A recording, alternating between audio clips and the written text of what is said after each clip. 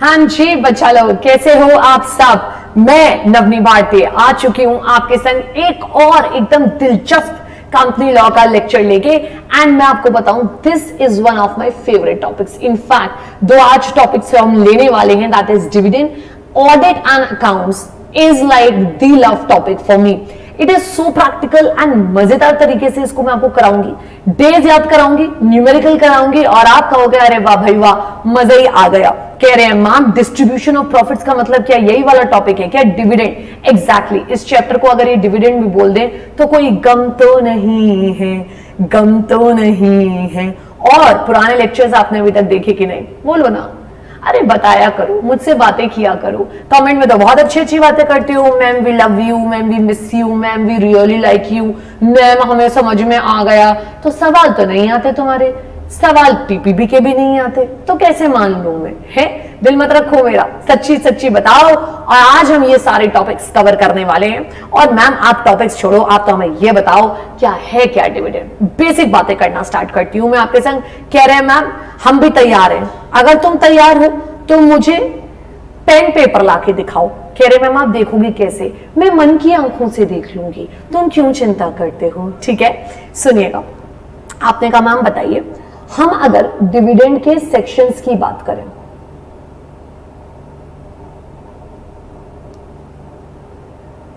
आपने कहा मैम करो। डिविडेंड के जो हमारे पास सेक्शंस हैं,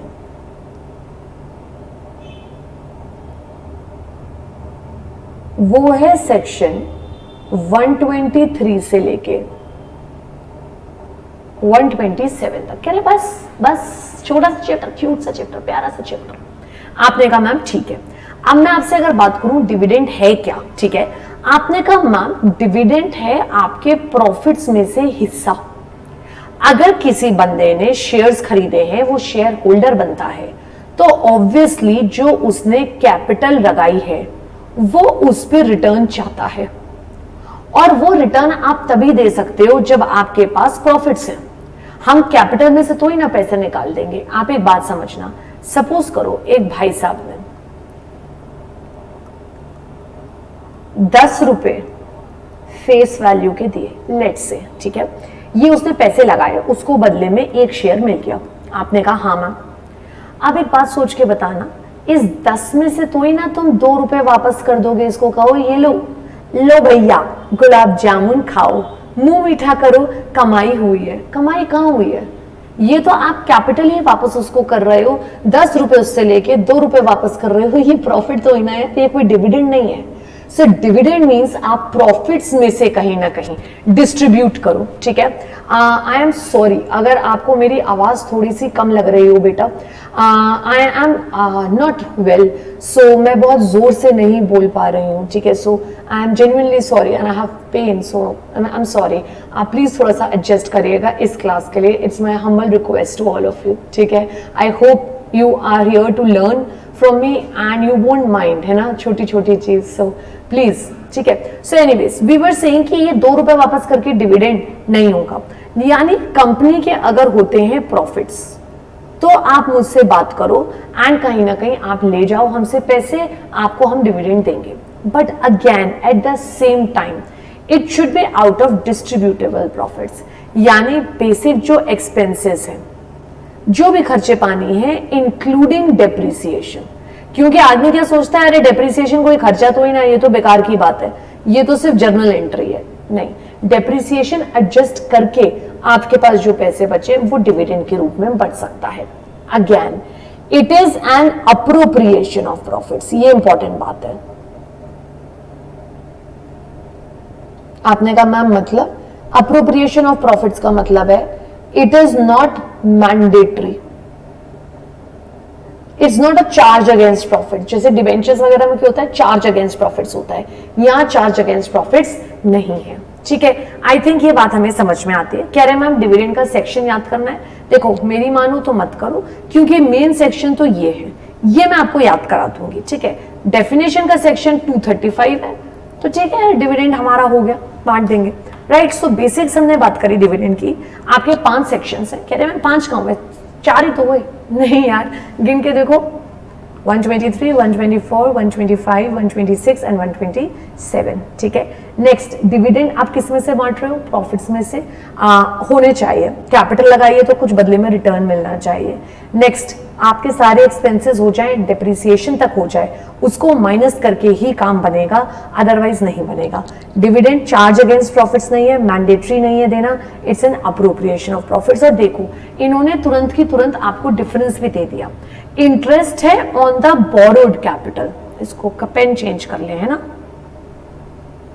कह रहे लाल ले लो ma'am. It is on the borrowed capital, यानी लोन, डिबेंचर्स, बैंक, इनसे जो पैसा लिया जाता है उसे इंटरेस्ट, उस पे जो देते हैं उस पे इंटरेस्ट कहते हैं।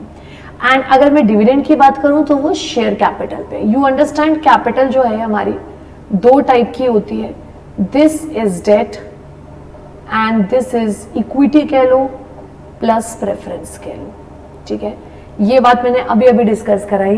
It is a charge against profits, which means अगर आपको लॉसेस भी हो रहे हैं ना तो भी देना मैंडेटरी है, लाइक खर्चा बढ़ता ही जाएगा। ये वॉलेंट्री है। और मैं आपको बताऊं, अगर आपने कभी ये पढ़ा हो तो ये चार्ज अगेंस्ट प्रॉफिट्स हो गया प्रॉफिट लॉस अकाउंट, और अप्रोप्रिएशन का अकाउंट ना अलग से बनता है, that is profit loss appropriation account, ठीक है। थर्ड, ये लायबिलिटी है, अगर लॉस हो रहे हैं तब भी देना है, ये अप्रोप्रिएशन है, ये आपको मैंडेटरी नहीं है देना। मैं तो कह रही हूं अगर प्रॉफिट्स भी हो रहे हैं और कोई कंपनी डिविडेंड ना देना चाहे, आप उसे फोर्स नहीं कर सकते। ये बात बहुत चुड़ैल वाली बात है, सुनना। कह रहे हैं मैम बताओ चुड़ैल बात, कि अगर if there is profit and company does not want to give dividend, है ना, नो वन कैन फोर्स, कोई फोर्स नहीं कर सकता है, देख लो, ठीक है। इंटरेस्ट कमिटमेंट है, डिविडेंड कोई कमिटमेंट नहीं है। एंड इसमें ऑफ कोर्स लोग कहलाते हैं लेंडर्स, क्रेडिटर्स, डिवेंचर होल्डर्स, इसमें इक्विटी एंड प्रेफरेंस। तो ये एक डिफरेंस टाइप का अभी रिसेंट में ही ऐड किया है, ठीक है। देन इसके बाद ये एक्सपेंस है, ये तो हम कर चुके हैं, तो टैक्सेबल प्रॉफिट्स में से घटता है, यहाँ पे ये वाली बात की कोई बात नहीं होती है। नेक्स्ट, ये तो बार बार रिपीट ही कर रहे हैं यार, रेट फिक्स्ड होता है, यहाँ पे कांस्टेंट हो सकता है, प्रेफरेंस में, इक्विटी में फ्लक्चुएटिंग होता है, ठीक है। मैं आपको यहाँ लिख देती हूँ, प्रेफरेंस शेयर्स पे फिक्स्ड डिविडेंड जब देंगे तो, अगर नहीं देंगे तो नहीं देंगे। फिर इक्विटी पे फ्लक्चुएटिंग, उसमें तो न दे और पता नहीं हर साल चेंज भी कर सकते हैं। पर प्रेफरेंस में ये नहीं है, प्रेफरेंस में जब देंगे तो आपने पढ़े होंगे ना, जैसे एग्जाम्पल 12% के रेट के प्रेफरेंस शेयर्स, सो 12% रेट मतलब क्या हुआ, 12% का डिविडेंड मिलेगा जब मिलेगा, right. So dividend is quite relaxed thing, आप देना चाहो नहीं देना चाहो, पैसे आए तो आप दे रहे हो प्रॉफिट्स में से, इंटरेस्ट तो आपको देना ही पड़ता है, you can not deny, otherwise और बहुत दिक्कत बढ़ जाती है आपके लिए, राइट। आगे बढ़े, आपने कहा मैम बढ़ो, बिल्कुल बढ़ो। सबसे पहला ये मैं आपको पढ़ा के लाई हूँ, कह रहे हैं हाँ मैम ये हमें पता है, सेक्शन 8 कंपनी का तो मेन कैरेक्टरिस्टिक ही यही होता है कि वो डिविडेंड नहीं बांट सकते, ठीक है। ये सेक्शन 123 से लेके 127 सेक्शन 8 पे एप्लीकेबल ही नहीं है। आपने कहा मैम ठीक है। नेक्स्ट, निधि कंपनी दे तो सकती है, किसी को परसेंटेज याद है? कह रहे मैम हमने पुराने लेक्चर्स ही नहीं देखे हैं, बहुत बढ़िया किया है ना। निधि कंपनी 25% डिविडेंड आपका दे सकती है इन अ फाइनेंशियल ईयर, ठीक है, उससे ज्यादा नहीं दे सकती, यानी that's the limit Nidhi company पे। सेक्शन 8 तो देगी ही नहीं, निधि कंपनी देगी तो 25% तक देगी, चलेगा अपने को, ठीक है। नेक्स्ट, प्रोड्यूसर कंपनी जो है, प्रोड्यूसर कंपनी में एक वर्ड यूज किया जाता है, it is called as patronage bonus, ये याद करना है, ठीक है। देखो नाम भी आसान है, पी से प्रोड्यूसर, पी से पैट्रनेज, ठीक है।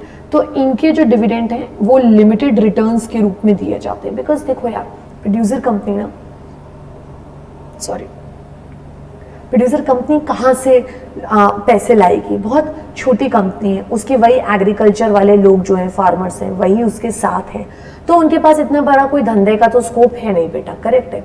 तो हमने कहा यार कोई प्रॉब्लम नहीं है, आप अपना लिमिटेड रिटर्न्स रखो, ठीक है, एंड लिमिटेड रिटर्न्स के बाद भी अगर कुछ सरप्लस बचता है, लेट्स से, यानी if you have any surplus after making the provision for limited returns, then आप उसे बांट सकते हो एज पैट्रनेज बोनस। सो अगर मैं बात करूं प्रोड्यूसर कंपनी में, तो वो दो तरीके से बांट सकते हैं। फर्स्ट, वो कह सकते हैं कि यार हम एक लिमिटेड रिटर्न दे रहे हैं, फॉलोड बाय दैट उसके बाद भी अगर कुछ बचता है तो पेट्रनेज बोनस दे देंगे। जिसने ज्यादा पार्टिसिपेट किया उसे वो बोनस ज्यादा मिलेगा। पेट्रनेज इट्स रिप्रेजेंटिंग जिसका ज्यादा बनता है, सो जिसका पार्टिसिपेशन है वैसे दे देंगे। चाहो तो इन्हें कैश में दे दो, चाहे तो और इक्विटी शेयर्स भी दे सकते हो, ये इनका कॉल है। ये एक अलग बात है बेटा, समझना। यहाँ एक छोटी चुड़ैल बना देती हूँ, कह रहे मैम यहाँ क्यों चुड़ैल बना रही हो, ये तो हमें याद रहेगा। मेरे बच्चों, ये नॉर्मल कंपनीज में अलाउड नहीं होता। प्राइवेट पब्लिक कंपनीज में इक्विटी के बदले में इक्विटी देना अलाउड नहीं है। ये तो आप बोनस की तरह बांट रहे हो। यहाँ तो आप bonus is being distributed in lieu of dividend, जबकि you can not do that. आप सेक्शन 63 में पढ़ के आए हो that bonus can not be issued on lieu of dividend, but where is it allowed? Producer company में। कह रहे मैम इतनी इंग्लिश बोल दी आपने, हमारे तो कछु पल्ला ही नहीं पड़ा। क्या बोल गई हो? 3 कंपनी पढ़ा दी है मैंने।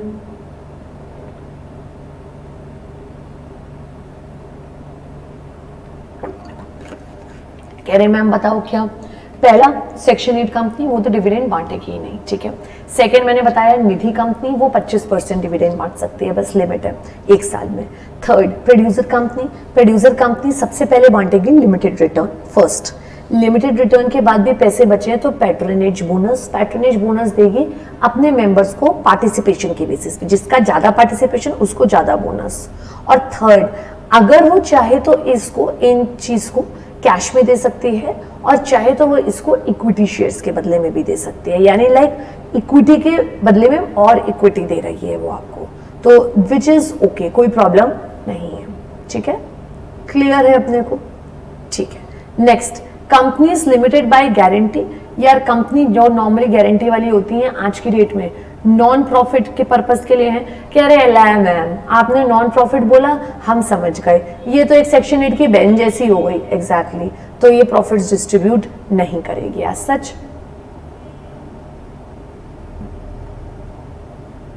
ठीक है, प्रोहिबिटेड नहीं है बट अब ये बांटते भी नहीं है। ऐसा है, लाइक कहा भी नहीं है, मना भी नहीं किया, पर यही करते हैं फिर, है ना। सो ये 4 कैटेगरीज आपकी मेन कैटेगरीज हो गई। ठीक, मैं इस पे आगे बढ़ने से पहले एक बार फिर से आपसे डिस्कस करना चाहती हूँ। अगर आप मुझसे कुछ पूछना चाहते हो तो फील फ्री। कह रहे मैम कैसे पूछेंगे? हाँ ये तो है। सबसे पहले सेक्शन 8 कंपनी बांटेगी नहीं। आपकी निधि कंपनी 25%, प्रोड्यूसर कंपनी बांट सकती है लिमिटेड रिटर्न, पैट्रनेज बोनस चाहे तो कैश में चाहे तो इक्विटी के बदले में। Next, company limited by guarantee, उसमें आपका नॉन प्रॉफिट हो गई है। लॉ मना नहीं करता बट आजकल वो पैसा री इन्वेस्ट हो जाता है आपका। ठीक है, क्लियर? आपने कहा मैम ठीक है। Next we have final dividend and interim dividend. आपने कहा मैम ये 2 टाइप के डिविडेंड क्या होते हैं? देखो, एक तो इक्विटी शेयर्स का डिविडेंड होता है, प्रेफरेंस शेयर्स का, तो उसको तो हटाओ, वो तो आपको समझ में आता है। प्रेफरेंस वालों को ऑब्वियसली पहले प्रेफरेंस मिलता है, डिविडेंड फिक्स्ड होता है एंड एक्यूमुलेट भी हो सकता है। टाइप्स ऑफ प्रेफरेंस शेयर्स होते हैं। इक्विटी में ये सब कुछ नहीं होता, फ्लक्चुएटिंग डिविडेंड है, मिलेगा तो प्रेफरेंस के बाद मिलेगा, नहीं तो जयराम जी की। ठीक है, और कोई टाइप नहीं होता डिविडेंड का बहुत ज्यादा। एनीवेज, अब आप असली बात पे आइएगा। कह रहे हैं मैम क्या ये एग्जाम के हिसाब से इंपॉर्टेंट है? इंपॉर्टेंट नहीं, वेरी वेरी वेरी इंपॉर्टेंट है। आपने कहा मैम बताओ। There are 2 types of dividend, final dividend and interim dividend. मैं आपको इसकी एक खास बात बताती हूँ। फाइनल डिविडेंड आपने अक्सर सुना होगा। आपने कहा हाँ मैम। फाइनल डिविडेंड आपका दिया जाता है ऑन द एजीएम। एजीएम समझते हैं ना, annual general meeting. Annual general meeting में जो डिविडेंड दिया जाए that is called as final dividend. While आपके 2 एजीएम्स के बीच में आपका साल में कभी भी लाइक जो डिविडेंड बांटा जाए वो होता है इंटरिम डिविडेंड। आपने कहा अच्छा, तो क्योंकि एजीएम साल में एक बार करनी मैंडेटरी है, उसमें बड़े लोग आते हैं, बड़े लोग नहीं मतलब इन द सेंस बहुत सारे लोग आते हैं, बड़े फैसले लिए जाते हैं, फाइनेंशियल स्टेटमेंट्स प्रेजेंट किए जाते हैं, तो वहां पे इस वजह से डिविडेंड अनाउंस होता है। एंड इंटरिम डिविडेंड क्या है? आप कभी भी 2 एजीएम्स के बीच में, यानी जो पिछले साल एजीएम हुई और इस साल जब एजीएम होगी, इसके बीच में आप जो भी डिविडेंड अनाउंस करते हो that's called as interim. Interim word का ही मतलब है बीच में, फाइनल मतलब जो एक्चुअल डेट पे अनाउंस हो, दैट्स ऑन एजीएम। ठीक है, अब अगली बात सुनिएगा, एक बहुत इंपॉर्टेंट, फाइनल डिविडेंड में ना कहीं मेंबर्स जो है और डायरेक्टर्स जो है दोनों का रोल रहता है, यानी रिकमेंड बीओडी करते हैं और फाइनली फिर उसको अप्रूव या रिजेक्ट शेयर होल्डर्स कर देते हैं। ठीक है, हाँ एक बात ध्यान रखिएगा, share holders can either accept और रिजेक्ट और लोअर द रेट, परंतु वो इस रेट को कभी भी बढ़ा नहीं सकते। रेट बढ़ाने का काम नहीं होता शेयर होल्डर्स का। सो खैर, तो यहाँ पे दोनों जनों का इन्वॉल्वमेंट है, बट इंटरिम डिविडेंड में ऐसा नहीं होता। इंटरिम डिविडेंड में सिर्फ बीओडी डिसाइड करती है, मेंबरों से पूछना नहीं पड़ता हमें, बोर्ड मीटिंग में ही अनाउंस होता है, ये एजीएम में अनाउंस होता है। ठीक है, नेक्स्ट, अब एक अगली इंपॉर्टेंट बात सुनिएगा और ये समझना बहुत जरूरी है बेटा। फाइनल डिविडेंड जो अनाउंस होता है ना, वो प्रीवियस ईयर के लिए अनाउंस होता है, पिछले साल के लिए। क्योंकि मैं आपको बताऊं, जो आपकी एजीएम हो रही है वो हो भले इस साल रही है, ठीक है, मान लो भले आप कह रहे हो कि मैम इस साल का भी हो रही है, तो इस साल का मतलब हो गया आपके लेट से सितंबर में हुई 23 में, वो हुई पिछले साल फाइनेंशियल ईयर 22-23 की है, 23-24 की एजीएम नहीं हो रही है। जो एनुअल रिपोर्ट्स प्रिपेयर हुए हैं, फाइनेंशियल स्टेटमेंट्स बने हैं, वो सब जो तैयारियां हुई हैं, ऑडिटर रिपोर्ट बनी है, वो पिछले साल की है। एजीएम तो इसी साल होगी ना, क्योंकि 31 मार्च तक आपने खत्म करी होंगी बुक्स, उसके बाद फाइनलाइज करी होंगी, फिर अडॉप्ट करने की बात आएगी, आप एजीएम में बात रखोगे, ऑडिट रिपोर्ट बनी होगी, ऑडिटर ने ऑडिट किया होगा, टाइम लगता है ना, टाइम लगता है। तो एजीएम है प्रीवियस ईयर की, जबकि तो एजीएम जब प्रीवियस ईयर की तो डिविडेंड भी प्रीवियस ईयर का। आप देखो, after the amount of the, it is after the end of the financial year के बाद डिस्ट्रीब्यूटेबल प्रॉफिट्स में से जो बचा कुचा प्रॉफिट से पिछले साल का, जबकि इंटरिम डिविडेंड करंट ईयर में ही है। कह रहे हैं करंट ईयर में तो फाइनलाइजेशन ही नहीं हुआ, तो हम एस्टिमेट बनाते हैं कि एस्टिमेट का मतलब क्या हुआ। फॉर एग्जांपल, आप नवंबर 23 में आप सोच रहे हो डिविडेंड बांटने का, तो आप प्रॉफिट्स देखोगे अप्रैल से लेके अक्टूबर एंड तक क्या प्रॉफिट्स बने लाइक, ठीक है, एंड उसके बाद आगे का देखोगे एस्टिमेट क्या रहेगा इस साल का, ठीक है।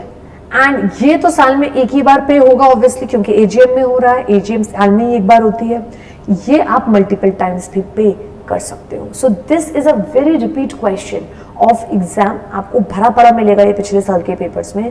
डिफरेंशिएट 5 नंबर का आता है, differentiate between final dividend and interim dividend, ठीक है।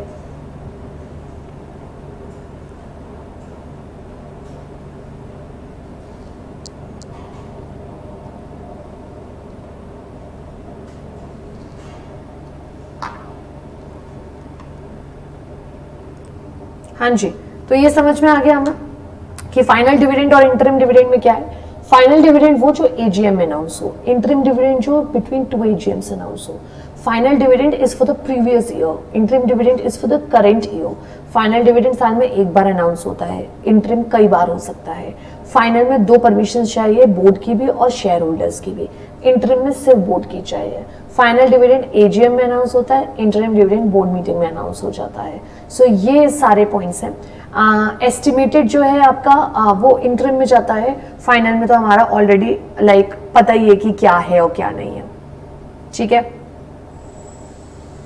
नेक्स्ट वी हैव आपका कहां से सोर्सेस कहां से होते हैं। फाइनल डिविडेंड जो है वो आपका ऑब्वियसली जो प्रॉफिट हुए हैं पिछले साल उसमें से बांटा जाएगा, राइट। वैसे ये वाला पॉइंट आप हल्का सा ही करो, ज्यादा परेशान होने की जरूरत नहीं है, क्योंकि हम आगे और सोर्सेस पढ़ने वाले हैं। एंड इंटरिम डिविडेंड तो करंट ईयर से भी बढ़ सकता है और प्रीवियस ईयर से भी बढ़ सकता है। अगर आप करंट ईयर में से बांट रहे हो तो लिमिट है, आप जो ईयर चल रहा है उसका जो भी जस्ट पिछला वाला क्वार्टर जिसमें आप अभी अनाउंस कर रहे हो, फॉर एग्जाम्पल आप 23 अक्टूबर को अनाउंसमेंट कर रहे हो, ठीक है, तो लास्ट क्वार्टर जो निपटा है वो सितंबर वाला निकला है, ठीक है। तो सितंबर तक के जितने प्रॉफिट्स हुए हैं अप्रैल से सितंबर तक के, वो आपके इसमें कंसीडर किए जाएंगे। सो फाइनल डिविडेंड तो बटेगा ही पिछले साल से, राइट। करंट ईयर का तो कुछ है ही नहीं उसका, बट इंटरिम आप करंट ईयर के प्रॉफिट्स में से भी बांट सकते हो और पुराना जो सरप्लस पड़ा है इस साल का प्रॉफिट्स अगर यूज करोगे तो आप लास्ट क्वार्टर तक का ही यूज करोगे, ठीक है। And as I said members can not declare dividend over and above the recommended by the board. कह रहे मैम क्या क्या कर सकते हैं, वो एक बार फिर से बताना। वो एक्सेप्ट कर सकते हैं, वो रिजेक्ट कर सकते हैं, मना कर दे नहीं चाहिए, या वो रिड्यूस कर सकते हैं, बढ़ा नहीं सकते, ठीक है। एंड ये वाला जो है आपका एवरेज जो बढ़ता है वो average of last 3 previous years बढ़ता है, इससे ज़्यादा का नहीं है। ये लिमिट है इंटरिम में कि हम मैक्सिमम जो बढ़ सकते हैं वो एवरेज दे सकते हैं of the last 3 years dividend का। मान लो पिछले 3 साल में 10, 12 और 15 बटाए, तो इसका जो भी एवरेज बनेगा वो आप दे सकते हो। आपने कहा ठीक है मैम, ठीक है। अब फाइनल डिविडेंड की बात आई, ये हमने बात कर ही लिया है कि कौन बांटेगा। It shall be as per, ये पेन तो दिखेगा ही नहीं है ना,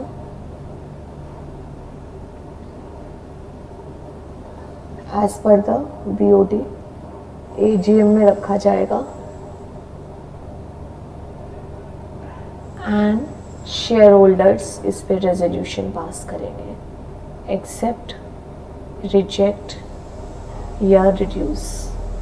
मैम रिड्यूस तो कोई नॉर्मली करेगा नहीं, ऑब्वियसली नहीं। एंड इसके लिए जो रेजोल्यूशन पास होगा वो है ऑर्डिनरी, क्योंकि ये कोई बहुत बड़ा मसला नहीं है और शेयर होल्डर्स के लिए फ़ायदे की ही चीज़ है। सो ये ठीक है, everybody okay with this, sorted, ठीक है। नेक्स्ट हमारा SS3 का भी रेफरेंस है। कह रहे मैम मोस्टली कितने SS हैं, 1, 2 एंड 3। ये कभी कभी बढ़ते घटते रहते हैं, हमारे टाइम में 10 SS भी होते थे। SS का मतलब हुआ मैम सेक्रेटेरियल स्टैंडर्ड्स।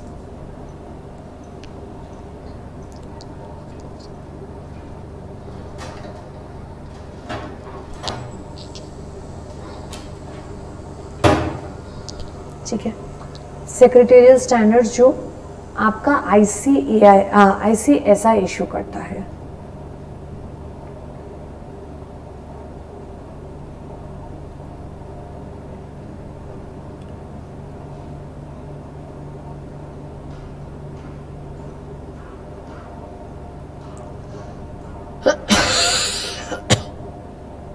आपने कहा मैम इसमें क्या क्या चेक करना है आपको डेप्रिसिएशन बांटते समय।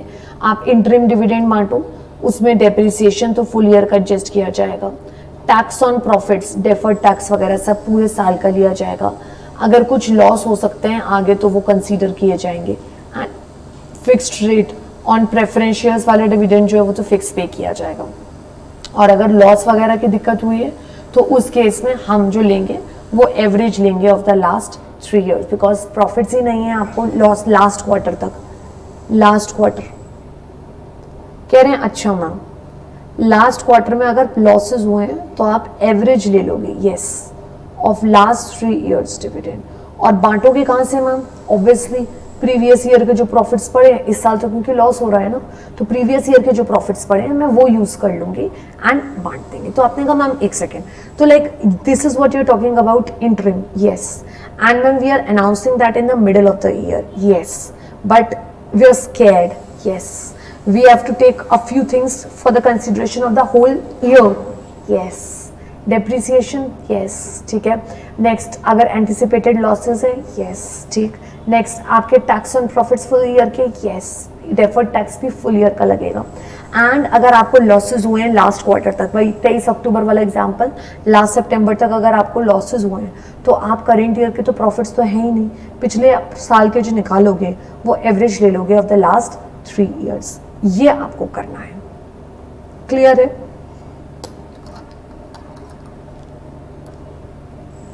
सॉरी, हाँ जी। सो आपने कहा मैम पूरे साल का ही नहीं कंसीडर करना होगा, yes, that is a safe thing to do. आप पैसे पहले बांट दो और डेप्रिसिएशन एडजस्ट ना करो पूरे साल का, क्योंकि वो लगना ही है, टैक्स लगेगा ही लगेगा, राइट, लॉसेस हो सकते हैं। So consider all of those things in a very prudent way and उसके बाद आप कहीं ना कहीं बांटो डिविडेंड इंटरिम। एंड प्रेफरेंस पे तो फिक्स्ड ही मिलेगा। अगर आपको लॉसेज हुए हैं लेट से, तो आपको लॉसेज के हिसाब से लास्ट क्वार्टर तक, तो करेंट ईयर में तो प्रॉफिट्स है नहीं बांटने को, तो आप एवरेज ले लोगे of the last 3 previous financial years का डिविडेंड, जो मैंने पिछले वाले एग्जाम्पल में लिया था, राइट? आपने कहा राइट मैम, नेक्स्ट, ये वाली बात भी हमने कर ली कि इसमें एजीएम से कोई बहुत लेना देना नहीं है, आप सरप्लस वगैरह में से बांट सकते हो। फाइनल डिविडेंड भले ही बीओडी के रिकमेंडेशन पे शेयर होल्डर्स अप्रूव करते हैं, इंटरिम डिविडेंड में ऐसा नहीं होता। अब आइएगा इंपॉर्टेंट बात पे, ठीक है। अब इंटरिम और फाइनल को आप गोली मारिए, उसका हमें कुछ डिफरेंस करने की जरूरत नहीं है। Now for all the topics we are going to have, we are going to study like एक general, beat for final dividend, beat for interim dividend, majorly जो बांटा जाता है ना बेटा, ये ध्यान रखना, इट्स ऑलवेज फाइनल डिविडेंड। हमेशा फाइनल डिविडेंड डिस्ट्रीब्यूट किया जाता है मोस्टली। आपने कहा मैम ठीक है, ma'am what are the sources of dividend? अगर मैं सोर्सेज की बात करूं तो we have main 4 sources. First, current year के प्रॉफिट्स, ठीक है। Then we have previous year के एक्यूमुलेटेड प्रॉफिट्स, जो पुराने सालों में हमारे पास आए हैं, इकट्ठे हुए हैं, ठीक है। प्रीवियस ईयर प्रॉफिट का मतलब, आई am sorry, current year profit का मतलब है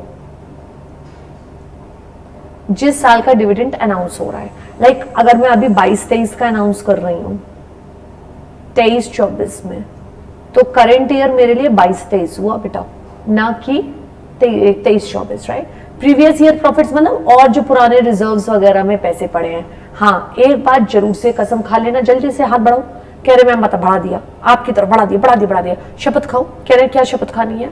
कभी भी सिक्योरिटी प्रीमियम मत यूज कर लेना बेटा।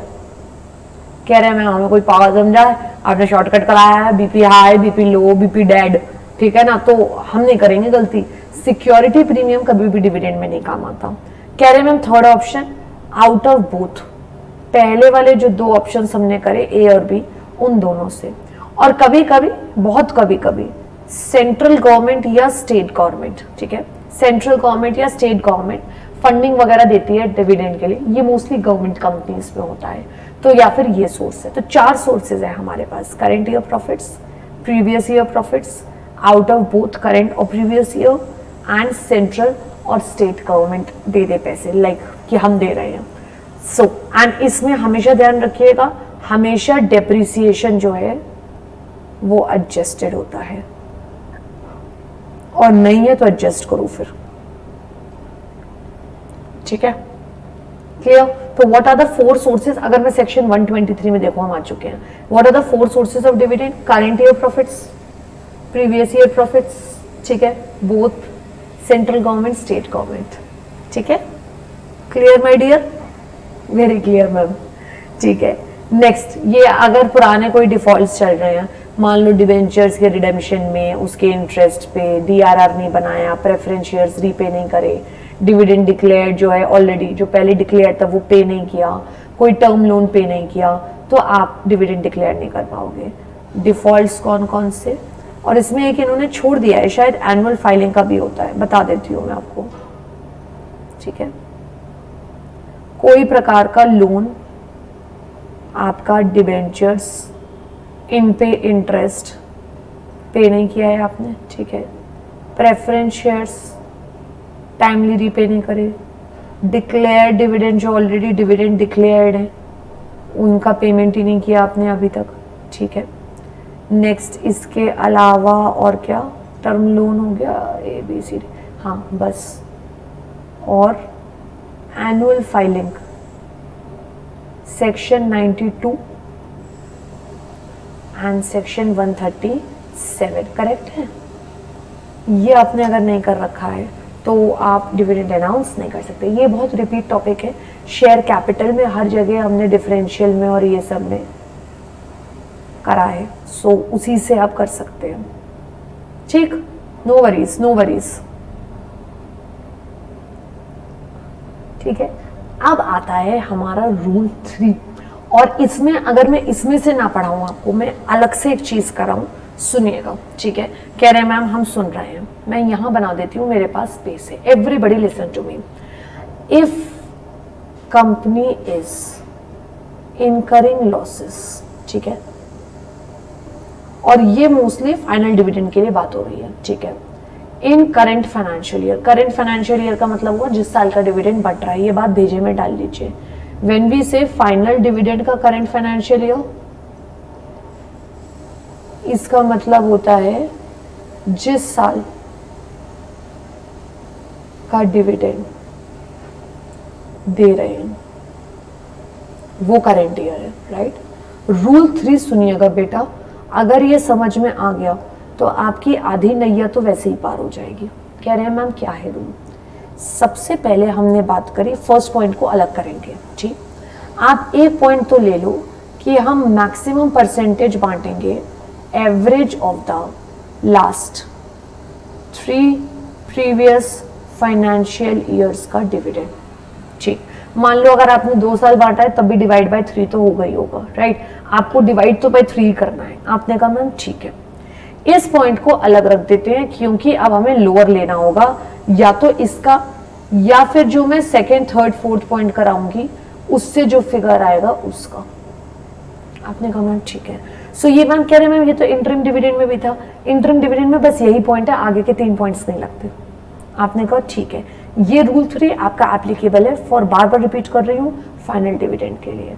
तो आप लोगे average of the last 3 financial years का एवरेज ले लेना। आपने कहा मैम फिर और क्या करना, चेक करना पड़ेगा। हमने कहा इस रूल को अलग रखो, अब पैसे विड्रॉ करने हैं। देखो यार आपको करंट ईयर में ना लॉजिक समझना, करंट ईयर में तो प्रॉफिट्स हुए नहीं। आपने कहा हाँ मैम, तो आप पुराने रिजर्व्स टच करोगे? कह रहे हैं हाँ मैम।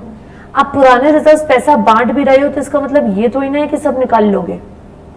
कह रहे नहीं मैम सब तो ही ना निकाल लेंगे, ऑब्वियस बात है। पूरा रिजर्व खाली ठंडन गोपाल तो ही ना कर दोगे कि कह रहे अब बैठो रहो क्योंकि हमने डिविडेंड बांट दिया। वो तो पिछले सालों का रिजर्व था यार, तुमने बांट दिया, चलो हमने कुछ नहीं कहा, बट एक लिमिट तक बांटो ना। कह रहे मैम सही कह रही हो, घर का सारा पैसा तो ही ना खर्च कर देंगे हम ऐसे। कह रहे मैम बिल्कुल सही बात है। सपोज करो मैं आपको एक बात बोलती हूँ, आपको आज पार्टी में जाना है, ठीक है। आपने कहा हाँ मैं पार्टी में जाना है और आप पैसे कमाते नहीं हो। कह रहे हैं ठीक है मैम नहीं कमाते। आप घर की सारी जमा पूंजी, सारे पैसे क्या जाके पार्टी में खर्च कराओगे? कह रहे हैं मैम पिताजी हमारे गोली से उड़ा देंगे मैम। बिल्कुल, और उड़ाना भी चाहिए, कोई मतलब ही नहीं बनता है घर के सारे पैसे खर्च करने का एक पार्टी के लिए। कह रहे हैं मैम बिल्कुल, हमें अपने दोस्तों को इंप्रेस करने के लिए पार्टी देनी है पर एक लिमिटेड खर्चा ही तो करेंगे। एग्जैक्टली, कंपनी भी तो इंप्रेस करने की कोशिश कर रही है, ऐसे बता रही है शेयर होल्डर्स को कि अरे अरे अरे अरे अरे अरे हमारे बहुत इनकम हो रही है, हम तो डिविडेंड बांटेंगे। हमने कहा यार सुनो बे, इधर आओ, तुम डिविडेंड दो, मैक्सिमम जो निकालोगे पैसा वो निकालोगे 10% of the paid up plus free reserves. Paid up और फ्री रिजर्व्स कंपनी के टोटल करना, ठीक है। और सिक्योरिटी प्रीमियम पागलपने में ऐड भी मत कर देना, फ्री रिजर्व्स का हिस्सा नहीं होता है। आपने कहा ठीक है। सो आपने 10% of the paid up plus free reserves लिया और वो आपने कहा हम बांट देते हैं, ठीक है। अब हमने कहा कहाँ जा रहे हो? ठहरो ना। कह रहे क्या हो गया, ये पैसे नहीं बांटे? नहीं, आप इसमें पहले एडजस्ट करंट ईयर के लॉसेस, क्योंकि बाबूजी आपको इस साल लॉसेस हुए हैं ना। कह रहे हैं हाँ, तो ये जो रिजर्व्स का पैसा निकाला है इससे पहले लॉसेस राइट ऑफ करो। कह रहे क्या बात हो गई, आपने तो 10% निकालने दिया, हाँ, और उससे पहले करंट ईयर के लॉस एडजस्ट करवा रही हो, हाँ। कह रहे मैम इस एडजस्टमेंट में अगर मान लो कुछ बचा ही नहीं तो? एग्जाम्पल देखते हैं, ठीक है। एग्जाम्पल देखते हैं, आपकी पेड अप कैपिटल थी लेट से 50 लाख की, ठीक है, और आपका लेट से सिक्योरिटी सॉरी फ्री रिजर्व्स भी 50 लाख का। सिंपल कर लेते हैं, 50 लाख 100 लाख, आपने 100 लाख में से 10% निकाल लिए 10 लाख, ठीक है। और ये निकाला किस में से? फ्री रिजर्व में से। आपने कहा ठीक है मैम। मान लो, कह रहे हैं मैम मान लिया करेंट ईयर के लॉसेस ही आपके 11 लाख के हुए हैं। कह रहे हैं धत्तेरे की। कह रहे हैं मैम अब क्या डिविडेंड नहीं बांट पाएंगे? नहीं, क्योंकि आपके ये 10 लाख रुपए तो इसी में एडजस्ट हो गए ना बेटा। कह रहे हैं वाह भाई वाह, पैसे निकाले भी और कुछ मिला भी नहीं। एग्जैक्टली, तो करंट ईयर लॉसेस अगर कम हुए, हाँ मान लो यही लॉसेस आपके 1 लाख होते तो कोई बात नहीं थी, 10 में से 1 माइनस करते 9 लाख बचते तो हम 9 लाख बांटते थे। आपने कहा ठीक है मैम। तो ये सीक्वेंस में है पॉइंट। तो आपने पैसे निकाले कितने, आपने निकाले 10% of the paid up capital plus free reserve, ठीक है। अब आपने जो पैसा निकाला है वो 10% मैक्सिमम, वो आप बांट सकते हो, परंतु पहले करंट ईयर के लॉसेस एडजस्ट, करंट ईयर मतलब जिस साल का डिविडेंड है, ठीक है। फॉलोड बाय दैट आपका कहीं ना कहीं एक और बात है, आपका मिनिमम जो रिजर्व्स में बचे, मिनिमम रिजर्व्स लेफ्ट ओवर, क्योंकि आपने पैसे निकाले ना रिजर्व में से, एटलीस्ट 15%, मैं लिख देती हूं, एटलीस्ट 15% ऑफ पेड अप, बस प्लस फ्री रिजर्व नहीं, 15% पेड अप का एटलीस्ट बचा रह जाए जब आप रिजर्व्स में से पैसे निकाल रहे हो। So basically they are saying एक साथ तीनों कंडीशन है। कह रहे हैं मैम एक साथ अपने पैसे निकाल कितना सकते हैं, ये एक तिजोरी है, ठीक है। मैं आपको तिजोरी दिखाती हूँ, ठहरो ठहरो। कह रहे हैं मैम क्या कह रही थी आप, क्या ला रही वाली हो? देखो भैया देखो, तुम्हारे लिए मैं डब्बा ले आई हूँ। कह रहे हैं मैम डब्बा, ये देखो, क्या तुम्हें ये डब्बा दिख रहा है? कह रहे हाँ मैम देखो इसमें पैसे भी पड़े हैं, हाँ ये कंपनी का फ्री रिजर्व का डब्बा है, देखो देखो देखो। कह रहे हैं मैम थोड़ा कम दिख रहा है, अरे हरे रंग का है ना नालायकों, तो इसलिए थोड़ा ये कम दिखता है। कह रहे हैं मैम ये क्या चलता भी है? हाँ हाँ खेलने की चीज है, ये तो चलता भी है ये मेरे बच्चों। कह रहे वाह मैम वाह, आप पे बड़ा फैंसी डब्बा है, हाँ कभी एक बार गलती से जिंदगी में ले लिया था। चलो मैम बताओ, ये फ्री रिजर्व है, फ्री रिजर्व में देखो पैसे पड़े हैं, है ना। हमने कहा पड़े हैं, आपने कहा मैम हमारे यहाँ गरीबी आई है, हमारे को लॉसेस हुए हैं, हम क्या करें, हम क्या इस डब्बे को फ्री रिजर्व्स को यूज कर सकते हैं? करना ही पड़ेगा, करेंट ईयर में तो लॉसेस हुए हैं ना बाबूजी तुम्हें, तो तुम यही यूज करोगे। ठीक है मैम कर लेते हैं। कह रहे हैं मैम पैसे निकाले, पैसे निकालते हैं, चलो आओ। कह रहे मैम ऊपर रख दो, ठीक है पैसे रख देते हैं यहाँ, ठीक है पैसे निकाल रही हूँ मैं। ये देखो मैंने पूरे 10 लाख रुपए निकाल लिए। कह रहे हैं मैम 10 लाख, ये 10 लाख है? हाँ ये 10 लाख है, हमारे एग्जाम्पल के हिसाब से 10 लाख ही तो चाहिए थे। कह रहे हैं मैम हमें पागल बना रही हूँ? नहीं, इसको वो समझो क्या खेलते थे, मोनोपोली बिजनेस, ठीक है उसके पत्ते हैं ये, ठीक है। तो ये 10 लाख निकाल लिए। कह रहे हैं मैम अब इसे कहाँ खर्च करें? पहले तो करंट ईयर के लॉसेस एडजस्ट करो। करंट ईयर के लॉसेस एडजस्ट हो गए भैया, हो सकता है एक थोड़े पैसे बचे बाकी खर्च हो गए, ठीक है। अब एक चीज देख लो, जब ये रिजर्व उठा के रख रहे हो ना, तो इस डब्बे में झांक के देख लो पैसे बचे हैं कि नहीं, पैसे बचे हैं कि नहीं, पैसे बचे हैं। कह रहे मैम कितने बचने चाहिए? आपकी कंपनी की जो भी पेड अप कैपिटल है उसका 15% इस रिजर्व में बचा हुआ हो। कह रहे मैम पेड अप का परसेंटेज, हाँ किस में बचाओ? रिजर्व में। कह रहे मैम हमारे एग्जांपल के हिसाब से 50 लाख की पेड अप कैपिटल थी, उसके हिसाब से करीबन करीबन कितने बचने चाहिए तुम बताओ? कह रहे मैम हमें नहीं आता, 7.5 लाख बचने चाहिए रिजर्व्स में। कह रहे मैम क्या बचे हैं? देखो गिनते हैं, क्या 7.5 लाख रुपए बचे हैं। आज क्लास में गिनेंगे 7.5 लाख रुपए। देखो मैं गिन रही हूँ। कह रहे हैं मैम आप तो जैसे गिन रही हो ऐसा लग रहा है पहली बार पैसे देख रही हो। हाँ यही समझ लो, पैसे नहीं आते, ये देखो मेहनत करके कमाने पड़ते हैं। अरे मैम ये देखो ये है 7.5 लाख रुपए। कह रहे मैम आपने गिन लिए, कड़ाक खुशबू आ रही है इसमें। आपने कहा मैम ठीक है, तो हम आपको ये पैसे निकालने देंगे, वरना ये पैसे नहीं निकालने देंगे। इनफैक्ट फिर 15% बचा के जो निकाल पाओ वो निकाल लेना। कह रहे हैं अच्छा अब मैम आप ये बताइए। हाँ जी एक सेकेंड, ये डब्बे को ठिकाने लगा दूं मैं कहीं। अकेले क्लासेस बनाने का यही नुकसान है, आदमी को गमे इजाद रहता है, कोई मदद करने वाला नहीं, कोई पानी पूछने वाला नहीं, कोई सुनने वाला नहीं। कह रहे हैं मैम हम सुन रहे हैं, ठीक है अब सुनिएगा, आप इधर ध्यान दीजिएगा, ठीक है मजाक हो गया। ये देखिए अब इससे अगर जो एवरेज आया है और इन 3 के पॉइंट्स को चेक करने के बाद जो पैसे बच रहे हैं लॉसेस वॉसेस एडजस्ट करके, इन दोनों को देखा जाएगा ताक पे रख के, जिसमें कम परसेंटेज आ रहा होगा वो डिस्ट्रीब्यूट किया जाएगा। आपने कहा अच्छा ma'am, yes. So basically what we did, दिखाती हूं मैं आपको। हमने क्या करा, सबसे पहले तो 3 इयर्स वाली बात ली, पकड़ ली, ठीक है, ये हुआ फर्स्ट पॉइंट। फिर हमने अमाउंट ड्रॉ करा 10% मैक्सिमम, ठीक है, of paid up plus free reserve. Withdraw obviously free reserves में से हुआ, पैसे निकलेंगे तो फ्री रिजर्व से ना। नेक्स्ट, उस पैसे को हमने यूटिलाइज किया पहले करंट ईयर के लॉसेस वगैरह एडजस्ट करने में। फिर बैलेंस कितना बचना चाहिए रिजर्व में, कम से कम 15% ऑफ पेड अप बचना चाहिए। और इसमें सेकेंड थर्ड फोर्थ मिला के 2 + 3 + 4 और 1 को कंपेयर करेंगे, जो कम बैठेगा वो डिस्ट्रीब्यूट किया जाएगा। So the competition is like between 1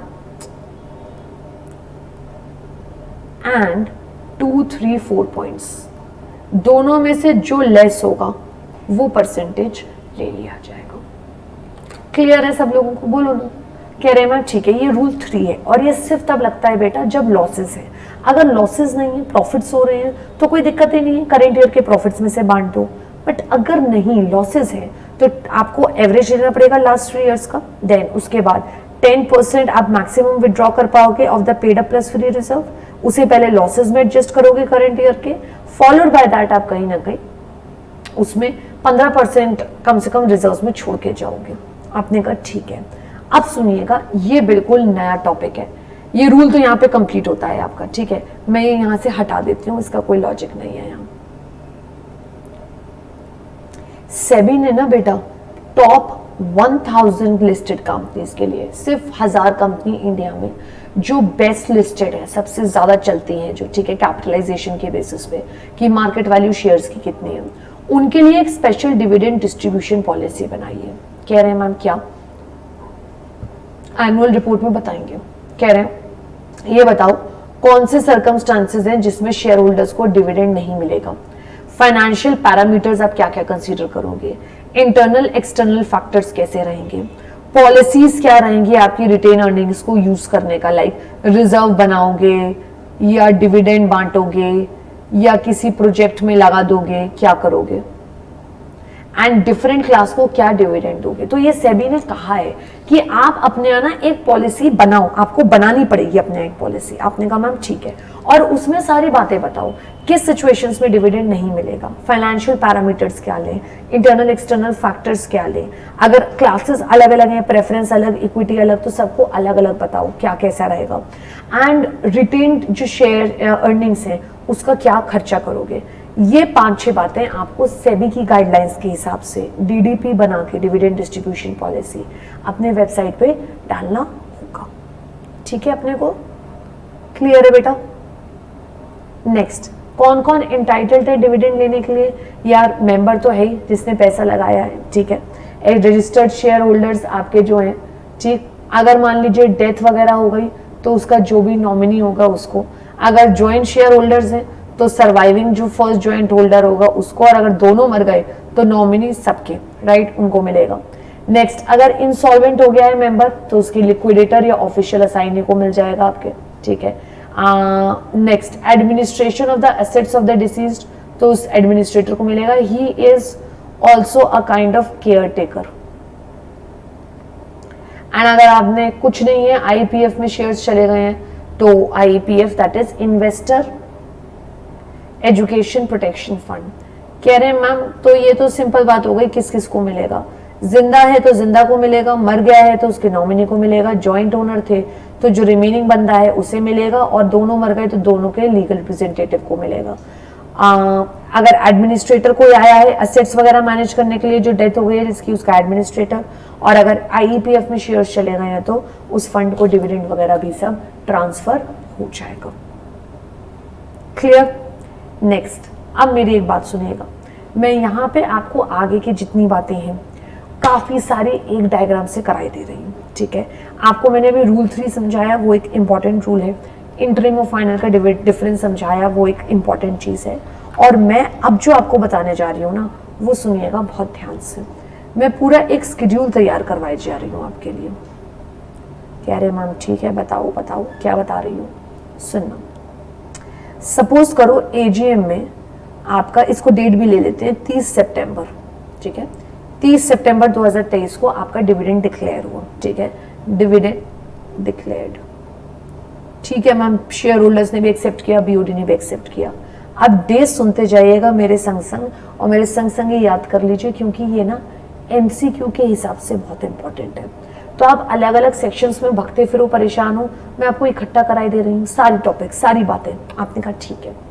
आप विद इन 5 डेज, 5 दिन के अंदर, 5, आप एक सेपरेट बैंक अकाउंट खोलोगे।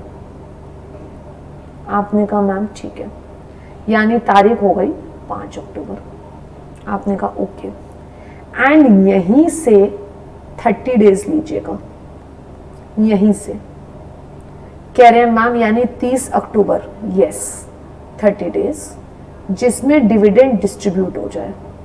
अब आप उसके लिए कैसे भी दे दो, बैंक में दे दो, चेक दे दो, इलेक्ट्रॉनिक मोड से पे कर दो, आप डिविडेंड वारंट दे दो, कागज भी दे सकते हैं वारंट का, तो वो भी एक सही तरीका होता है। सो कैन आई से 5 डेज 30 डेज में इंक्लूडेड है? यस मैम, 5 डेज 30 डेज में इंक्लूडेड ही है।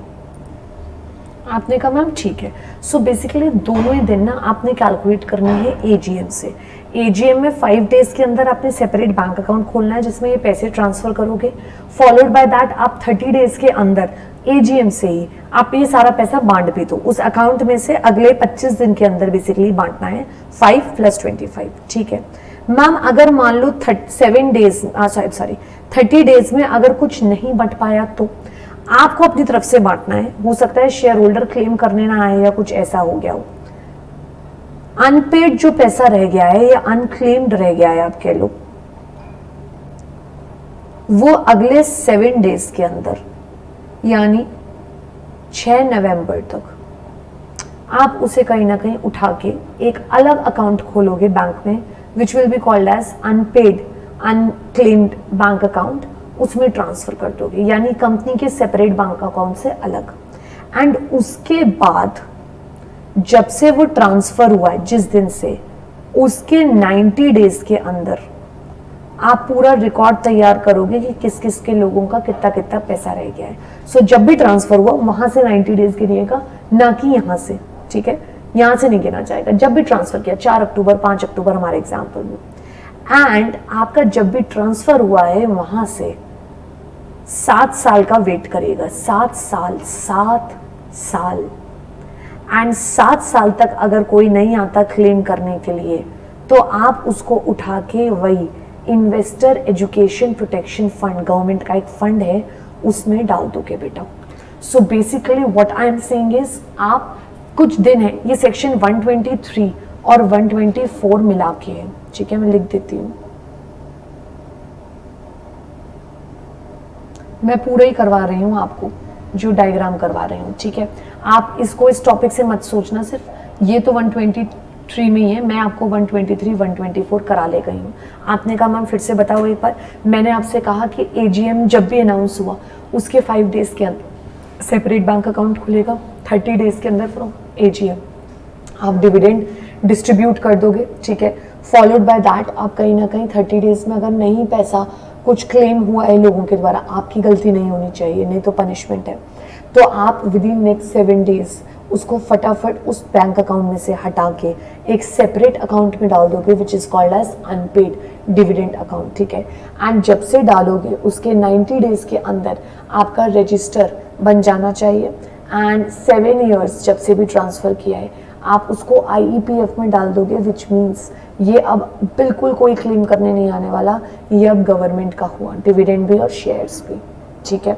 एंड हाँ, अगर कोई इंटरवीनिंग हॉलीडेज पड़ रही हैं तो वो भी इंक्लूडेड मानी जाएंगी, उसको एक्सक्लूड नहीं करना है। सो दैट मीन्स मान लो बीच में संडे पड़े, दिवाली पड़ी, होली पड़ी, कुछ हुआ, आप सब दिन को काउंट करते जाओगे, कोई बीच में ब्रेक नहीं आएगा। 30 means 30, 7 means 7, 5 means 5, there is no break here, ठीक है मेरे बच्चों, समझ में आया ये वाली बात? मैं फिर से समझाती हूँ आपको, लेट्स से, ठीक है, ये एक एग्जाम्पल हो गया, यहाँ पे हमारे पास स्पेस है, मैं थोड़ा सा और फिर से बताना चाहूँगी। देखो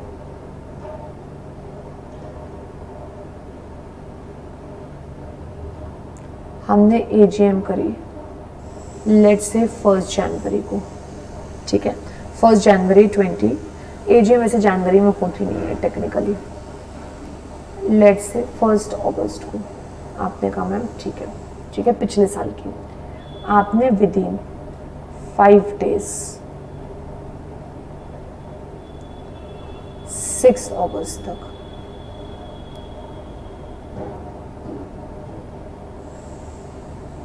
आपने बांट दिया, ठीक है, सेपरेट बैंक अकाउंट खोल दिया, फॉलोड बाय दैट यहीं से 30 days डिस्ट्रीब्यूट डिविडेंड, ठीक,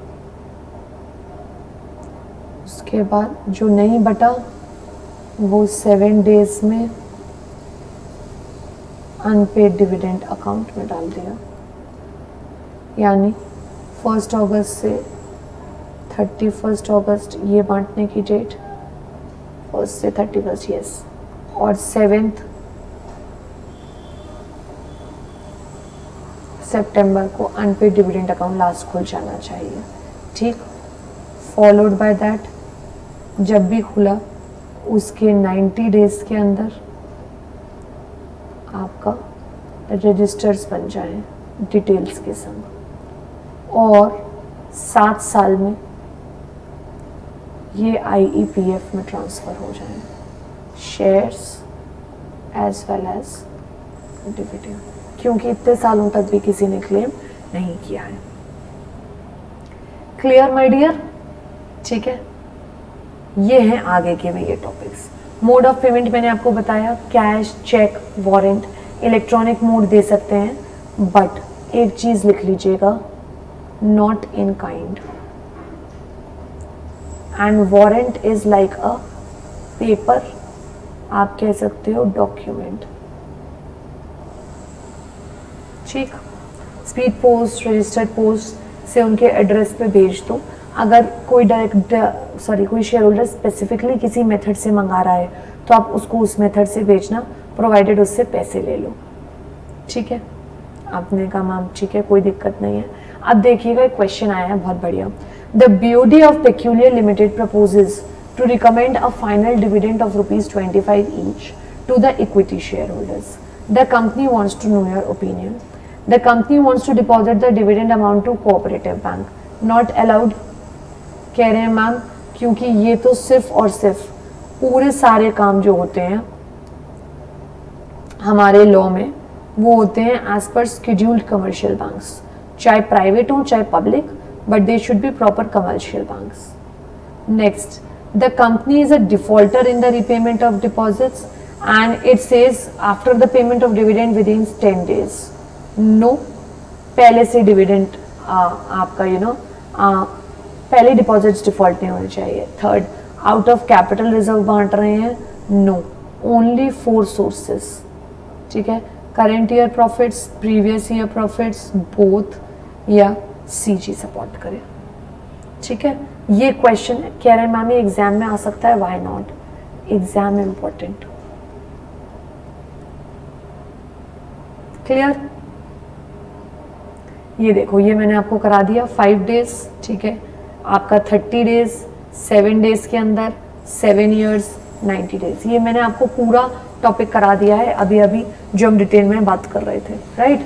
सो चिंता न को करना, ये सारी बातचीत हो गई है, ठीक। सो ध्यान रखना, दिन 5 दिन के अंदर क्या खुलेगा, कह रहे हैं मैम सेपरेट बैंक अकाउंट, 30 दिन में क्या बटेगा, डिविडेंड, अगले 7 दिन में जो रह गया, और अगले 90 दिन में रजिस्टर्स बनाना, और 7 साल में आपका IEPF में ट्रांसफ़र होगा, ठीक है।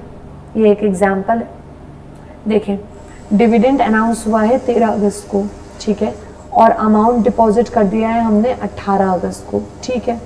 After period of 30 days from the date of declaration, 13 अगस्त से गिनेंगे तो 12 सितंबर तक आपका पैसा बढ़ जाना चाहिए, और जो अनपेड रह जाए वो अगले 7 दिन में 19 सितंबर तक डिस्ट्रीब्यूट हो जाए। यही इसी टाइप का हमने एग्जाम्पल किया है, ठीक है। सो ये 2 सेक्शन है, 123 और 124। अब आपने कहा मैम अगर हम बात करें IEPF की, तो IEPF इज़ अ सेक्शन जिसमें गवर्नमेंट का है फंडिंग आती है, गवर्नमेंट कई तरीकों से इसमें पैसे बढ़वाती है, ठीक है।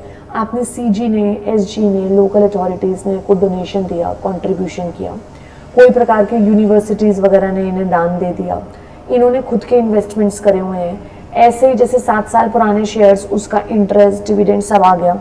मैच्योर डिवेंचर्स, डिपॉजिट्स कंपनीज के जो कोई 7 साल तक क्लेम करने नहीं आया। प्रेफरेंस शेयर्स, लोग मर जाते हैं, नहीं पता होता उनके लीगल रिप्रेजेंटेटिव को, 7 साल बाद ये सारी चीज़ें आपकी आईईपीएफ में आ जाएंगी। इनफैक्ट इसका एक पैरेलल ओल्ड सेक्शन भी था 1956 का, 205A और 205C। तो ये पुराने जो फंड्स हैं, old funds under previous act, वो भी इसी में ट्रांसफर हो गए हैं। ये एक्ट सेक्शन जो पुराने एक्ट के हैं, ठीक है। ये सब पैसा हमारा इसमें डाल दिया जाएगा। एंड ये जो भी सेल प्रोसीड्स वगैरह जो रह जाते हैं, फ्रैक्शन में कभी बांटे वगैरह। एंड खर्च ये इन्वेस्टर से नाम समझ में आ रहा है, इन्वेस्टर की अवेयरनेस के लिए करते हैं ये लोग, मतलब उनकी ट्रेनिंग, एजुकेशन, आम आदमी को अवेयर करने के लिए ये खर्चा पानी करते हैं। अब आपने कहा मैम ठीक है, तो अब आईपीएफ में ट्रांसफर कौन करेगा? ऑब्वियसली कंपनी करेगी, शेयर होल्डर तो आया ही नहीं है ना। तो हमने कहा एक फॉर्म तैयार करना IEPF 1, ठीक है। 7 इयर्स जब भी कंप्लीट होंगे आपके, उसके 30 डेज के अंदर आप IEPF की जो अथॉरिटी है उसको सारे डिटेल, सारा अमाउंट ट्रांसफर कर दोगे। अथॉरिटी एक बार चेक करेगी। आजकल तो रजिस्टर इलेक्ट्रॉनिकली मेंटेन होते हैं, पहले फिजिकली होते थे, तो वो रजिस्टर में लिख लेगी, ठीक है। एंड उसका पूरा का पूरा जो भी डिटेल्स हैं वो डेजिग्नेटेड बैंक से भी जाएंगे 7 डेज के अंदर after the close of every month. तो बेसिकली बैंक भी डिटेल्स देगा। सो अगर मैं आपसे कहूँ कंपनी क्या करेगी, आपका IEPF 1 भरेगी एंड वो किसको दे देगी? वो दे देगी अथॉरिटी को जो IEPF की है। वो उसे वेरीफाई करके अपने रजिस्टर्स में डाल देगा एंड उसके बाद डेजिग्नेटेड बैंक से डिटेल्स लेता रहेगा। ये बना लो, आपको कुछ और करने की जरूरत नहीं है, ठीक है। चेक कर लें। आपने कहा मैम ठीक है। IPF का पैसा कहाँ कहाँ यूज होता है मैंने बताई, मेनली तो अवेयरनेस, प्रोटेक्शन वगैरह के लिए। कोई वापस आ जाए अनक्लेम शेयर्स लेने के लिए तो भी हो सकता है, पॉसिबिलिटी है, वापस करना पड़ता है। और गवर्नमेंट को जो भी समझ में आए उसमें यूज किया जाता है। अब ये वो टॉपिक आया कि मैम क्लेमेंट जो है, क्लेमेंट का मतलब कौन हुआ? जो क्लेम करने आया है। हु वांट्स टू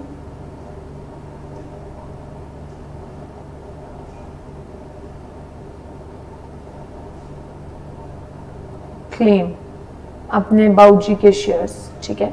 आज की डेट में ऑनलाइन एप्लीकेशन फाइल करेगा वो अथॉरिटी पे, क्योंकि 7 साल बीत गए हैं और कंपनी के हाथ में अब नहीं, कंपनी ट्रांसफर कर चुकी है। कह रहे मैम वेबसाइट www.iepf.gov.in और फॉर्म नंबर जो देगी वो है IPF 5, यानी 7 साल बाद कोई बंदा क्लेम करने आया है अपने शेयर्स के लिए, अपने या अपनी फैमिली के, एंड उसमें वो ऑनलाइन सबमिट करेगा and the form shall be IEPF 5। सारे डॉक्यूमेंट्स वो जो हैं वो कंपनी को भी एक कॉपी भेजेगा after giving it on the website of IEPF। Company verification report भेजेगी 30 डेज के अंदर कि हाँ भाई हमने बिल्कुल फ्रॉम रिसीविंग द डॉक्यूमेंट्स कि हाँ ये हमारे यहाँ ही मेंबर थे।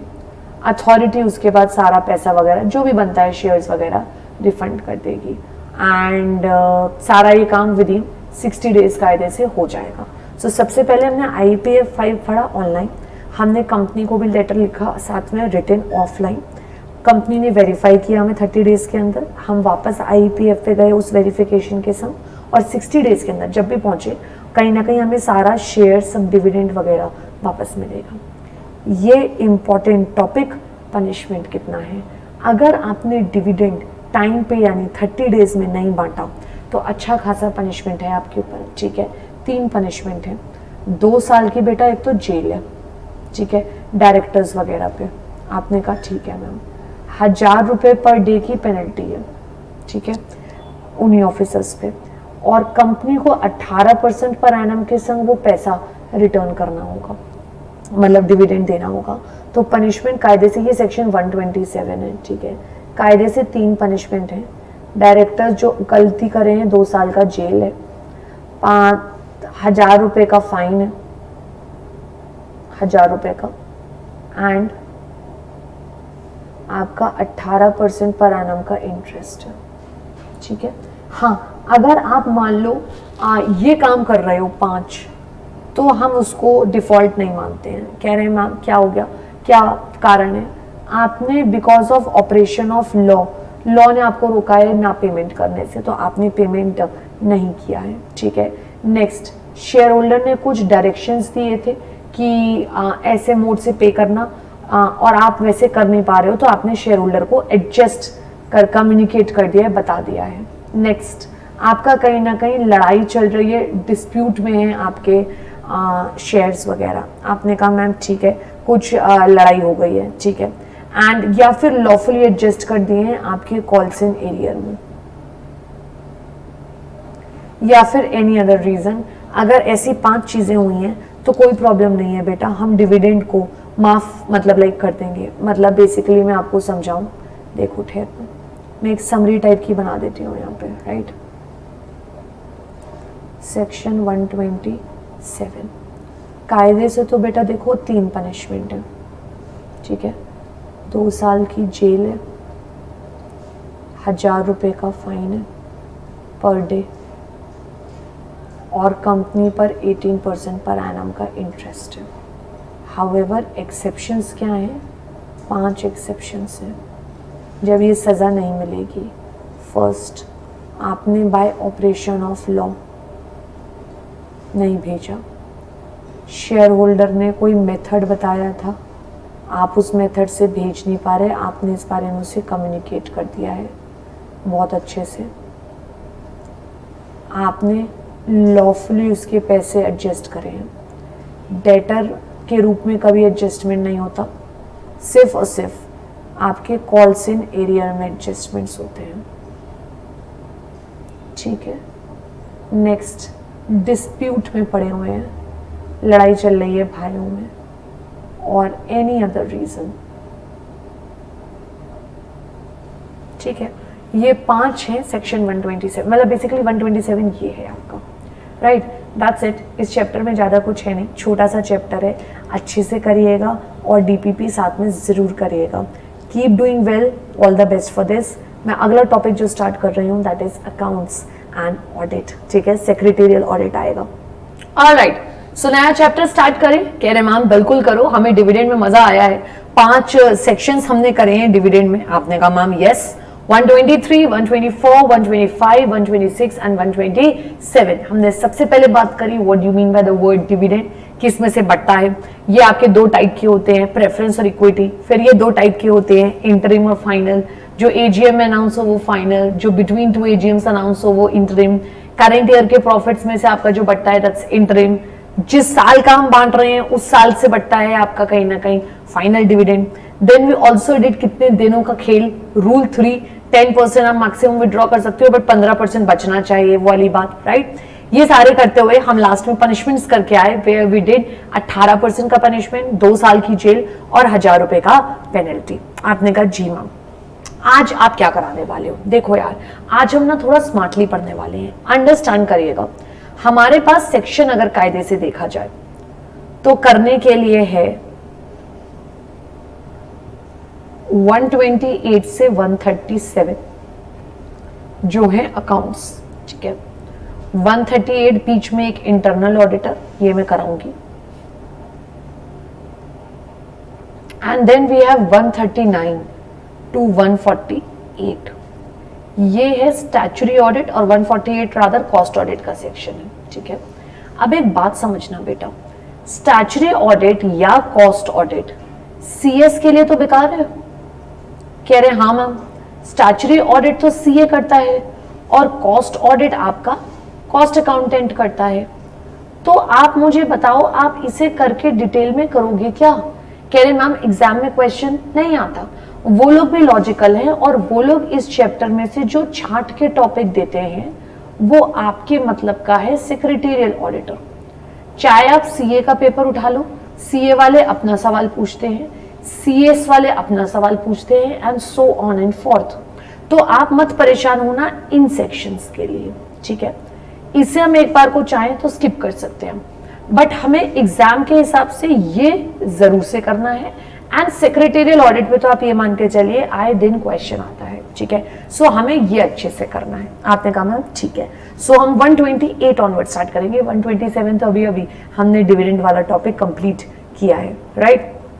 मैं आपसे वापस रिक्वेस्ट करना चाहूंगी, डू एज आई सेड कि मेरा आवाज कम आ रहा होगा शायद, please cooperate because I have a severe pain, and I am managing the class like with the medicines and everything, so it's my humble request to please cooperate, ठीक है बच्चों। 2-4 class का बात है, उसके बाद ठीक हो जाएगा, ठीक। कह रहे हैं मैम पहले डेफिनेशन से स्टार्ट करें, कह रहे हैं मैम ठीक है, वैसे भी आप बहुत ओवर एनर्जी के संग पढ़ाती हो, हमारा एकदम दिमाग खराब हो जाता है इतनी एनर्जी में, तो ठीक है आ जाइए। सबसे पहले बुक्स ऑफ अकाउंट्स है, देखो भैया इसका सेक्शन है बड़ा आसान, 2-13, तू 13 देख, हम बुक्स ऑफ अकाउंट्स बनाएंगे, ठीक है। 4 आइटम आते हैं इसमें गिन के, कह रहे मैम बता दो बुक्स ऑफ अकाउंट्स में कौन कौन सी चीजें कवर की जाती हैं। सबसे पहले ऑल परचेजेस, ऑल का मतलब हुआ कैश भी क्रेडिट भी, एंड ऑल सेल्स, ठीक। नेक्स्ट अब इसके संग all receipts and all expenditures, expenses, ठीक। All assets and all liabilities. आप देखो ना, ये अगर बेसिक चीजें ना हो तो आपके फाइनेंशियल स्टेटमेंट्स कैसे बने, balance sheet, profit loss, trading account, so इसको तो हम कंबाइंड प्रॉफिट लॉस बोल देंगे यहाँ पे, राइट। एंड लास्ट, ये आपने सुना नहीं है, ये बस करने के लिए है, all items of cost under section 148 cost audit के लिए काम आता है। ये कौन सी यूनिट्स बनाती है मैम, जिनको सेंट्रल गवर्नमेंट ने कहा है, वैसे टेक्निकली बता दूं मैन्युफैक्चरिंग यूनिट्स को अक्सर कहा जाता है कि अपने फैक्ट्री के एक्सपेंसेस अलग निकालो, एक कॉस्ट शीट बनाओ आप, कह रहे हैं मैम ठीक है।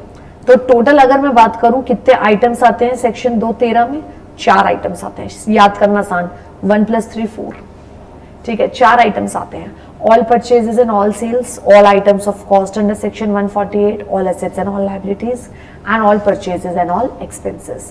सीक्वेंस आप आगे पीछे कर सकते हो, दैट इज योर कॉल, ठीक है। ये 4 आइटम हो गए। आपने कहा मैम बुक्स ऑफ अकाउंट्स क्यों पढ़ा रही हो, अभी समझाती हूँ, पहले डेफिनेशंस कर लेते हैं। फिर आया फाइनेंशियल स्टेटमेंट्स। फाइनेंशियल स्टेटमेंट्स का सेक्शन है 240। मुझे एक बात बताना, अली बाबा के कितने चोर, कह रहे हैं मैम अली बाबा के 40 चोर। और आप भी as a CS, as an auditor क्या करते हो, कह रहे हैं मैम चोरियां पकड़ते हैं कंपनी की फाइनेंशियल स्टेटमेंट्स में, प्रॉफिट लॉस, बैलेंस शीट से ही तो पता चलेगा गड़बड़े हैं। तो ये सो आपका फाइनेंशियल स्टेटमेंट का सेक्शन हुआ 240। इसका भी डायग्राम बना देती हूँ, बस डायग्राम करो और आगे बढ़ो, ठीक है। सबसे पहला आया प्रॉफिट लॉस अकाउंट, ठीक है। प्रॉफिट लॉस अकाउंट में trading account included. Next of course आपका आया प्यारा बैलेंस शीट। तीसरा आया कैश फ्लो स्टेटमेंट। फोर्थ आया नोट्स टू अकाउंट्स, यानी जिसे हम एनेक्शर्स भी कह सकते हैं।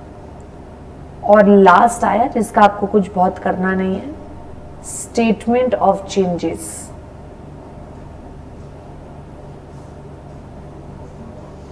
इन इक्विटी, ये है financial statements, that is section 240, ठीक है। तो आपके बैलेंस शीट सॉरी आपके बुक्स ऑफ अकाउंट्स में कितने आइटम आए, 4, दैट इज परचेज सेल्स करा हमने तब ट्रेडिंग अकाउंट बनेगा। Followed by that we also did आपके प्रॉफिट लॉस के आइटम्स, तो हमने all expenses and all receipts लिया। देन वी डिड आपका assets and liabilities, and last we did all items of cost under section 148। Next अगर मैं बात करूं आपसे फाइनेंशियल स्टेटमेंट्स की, तो 5 आइटम हमने करे, balance sheet, profit loss, cash flow statement, notes यानी वर्किंग नोट्स टाइप के आप जो बनाते हो, explanatory notes, and statement of changes in equity if any. तो अगर कोई चेंजेस हैं इक्विटी में उसके डिटेल्स जाएंगे। आपने कहा मैम ठीक है, फाइनेंशियल स्टेटमेंट की भी डेफिनेशन कर ली। अब मैं एक डेफिनेशन ऑन कराए दे रही हूँ, दैट इज फाइनेंशियल ईयर 241। ठीक है, अगला ही है, F S was 240, F Y is 241। आपने कहा मैम फाइनेंशियल ईयर तो हमें आता है, आपको बस इतना ही आता है जो 1 अप्रैल से 31 मार्च तक स्टार्ट होके खत्म हो, आपके हिसाब से वो फाइनेंशियल ईयर करेक्ट है, हाँ या ना? आपने कहा हाँ मैम। आज की डेट में सारी कंपनीज ही accounting year financial year follow करती है। आपने कहा अच्छा मैम, अब कोई भी कुछ और कैलेंडर ईयर या वो सब अब अलाउड नहीं है। आपने कहा मैम ठीक है। हाउएवर अब इसमें दो बातें हैं, सुनना। पहली, फॉरेन कंपनीज के लिए ये प्रोविजन रिलैक्स्ड है। हमने कहा आप एक काम करो, आप भाग के ट्रिब्यूनल जाओ और ट्रिब्यूनल आपको जो ऑर्डर दे, जैसा ईयर फॉलो करने का वैसा कर लेना। एंड मोस्टली ये लोग कैलेंडर ईयर करती हैं क्योंकि इनके होम कंपनी शायद करती हैं। मान लो कैलेंडर ईयर नहीं करती, लेट्स से ये तो और अलग पागलपना करती हैं, सितंबर से अगस्त इनकी मेन कंपनी फॉरेन में करती है, तो आप फिर वैसे कर लेना, दैट इज एब्सोल्युटली ओके। आपका फॉरेन कंपनीज के ऊपर मैंडेटरी नहीं है, this section is not mandatory.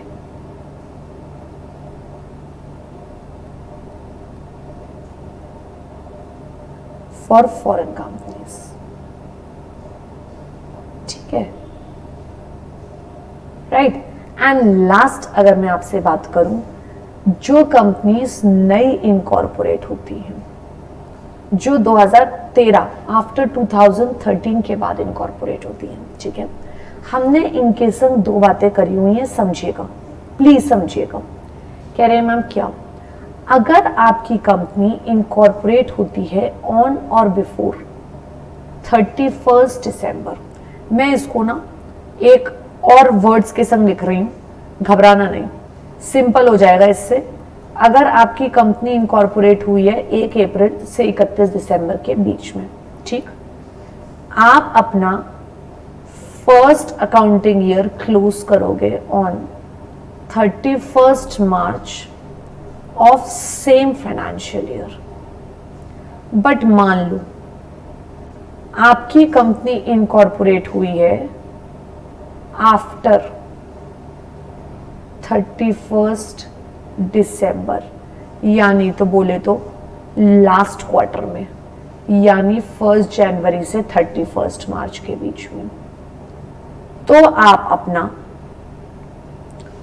First AY close करोगे on 31 March of next financial year. कह रहे हैं मैम हमें नहीं दिख रहा, ये लो लो लो लो लो लो, कह रहे हैं मैम दिख गया दिख गया दिख गया दिख गया दिख गया, आप परेशान मत हो, ठीक है। कह रहे हैं मैम इस वाली बात का मतलब नहीं समझ में आया, मतलब फॉरेन कंपनी का तो हमें समझ में आया, आप ये क्या कह रही हो? देखो यार, टोटल 4 क्वार्टर हुए। कह रहे हैं हाँ मैम, अप्रैल टू जून एक, फर्स्ट जुलाई टू सितंबर, अक्टूबर टू दिसंबर और जनवरी टू मार्च, 4 क्वार्टर हुए। हमने कहा अगर कोई कंपनी लेट से किसी साल, किसी भी साल को उठा लो आप 2013 के बाद, अगर इनकॉर्पोरेट होती है फर्स्ट 3 क्वार्टर्स में, यानी अप्रैल में जून, जुलाई अगस्त सितंबर या अक्टूबर नवंबर दिसंबर, एग्जाम्पल लेते हैं, आज हम लोग 1 अक्टूबर 2023 पे खड़े हैं, लेट से, ठीक है। हमने कहा मैम ये अप्रैल टू दिसंबर में इनकॉर्पोरेट हुई है, चेक कर लीजिए, हाँ, फर्स्ट वाली कैटेगरी में, हाँ। हमने कहा आपका करंट फाइनेंशियल ईयर क्या चल रहा है? कह रहे हैं मैम करंट फाइनेंशियल ईयर चल रहा है 23-24। हमने कहा ठीक है यार, तो आप अपने पहले साल की बुक्स बनाओगे 31 मार्च 24 तक, सिर्फ फर्स्ट ईयर के लिए।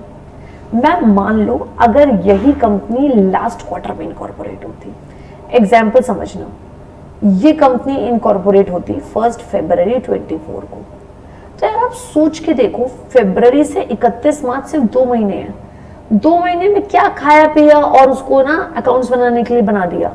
हमने कहा अगर आप लास्ट क्वार्टर यानी जनवरी टू मार्च वाले में अगर इनकॉर्पोरेट हुए हो, तो आप प्लीज इतना परेशान ना हो, आप अगले साल अपना फर्स्ट ईयर बंद करना और उसके बाद रेगुलर करते रहना। सो दैट मीन्स अगर आप देखो तो फर्स्ट ईयर एक्सटेंड भी हो सकता है और फर्स्ट ईयर घट भी सकता है। 2 महीने का ये बनाएंगे अगर फरवरी और मार्च का, तो it doesn't make sense actually, it doesn't make sense. So what is making sense, आप उसको अगले साल बंद कर दो। ये है पूरा चार्ट कहीं ना कहीं फाइनेंशियल ईयर का, और क्योंकि मुझे एक डायग्राम बनाना था इसलिए ये ब्लैंक स्पेस रखी थी। क्लियर है? तो फाइनेंशियल ईयर का बेसिक मीनिंग क्या है, जो 1 अप्रैल से स्टार्ट हो 31 मार्च तक, ठीक है। सेकंड, मैंने कहा आपकी आज की डेट में हर अकाउंटिंग ईयर को फॉलो, फाइनेंशियल ईयर ही फॉलो करते हैं, कोई और कैटेगरी नहीं है, ठीक है। थर्ड, अगर मैं आपसे बात करूं तो फॉरेन कंपनीज के लिए एग्जेम्पशन, आपने कहा मैम समझ गए। So we take 3 main definitions. Actually मैंने आपको ये डेफिनेशंस क्यों कराई है समझिएगा। हम जब सेक्शन 128 ऑनवर्ड्स बात करेंगे ना, तो बात ये है कि बुक्स ऑफ अकाउंट्स कहाँ रखनी है, फाइनेंशियल स्टेटमेंट्स कैसे बनने हैं, आरओसी पे कब फाइल करनी है, लोगों को कब देने हैं, इनका क्या रीओपनिंग हो सकता है, सारी बातें इन 3 बातों पे है, books of accounts, financial statements और यो। So books of accounts 213, financial statement 240, financial year 241, books of accounts के 4 आइटम, फाइनेंशियल स्टेटमेंट के 5 और फाइनेंशियल ईयर की ये बेसिक बातें, ठीक है। क्लियर है? Everybody okay with this? ठीक है। नेक्स्ट, अब हम सेक्शन 128 से स्टार्ट करते हैं। आपने कहा मैम बताओ, देखो यार, पहला सवाल, where should the books be kept? Question 1, where should books of accounts जो मेंटेन करें वो कहां करें? Be kept. Answer, at registered office. कह रहे हैं मैम ठीक है। Second question, can we shift them? Yes, to where? Anywhere in India. India में रखनी है, बाहर नहीं ले जानी। एंड बोर्ड रेजोल्यूशन पास होगा, फॉर्म नंबर AOC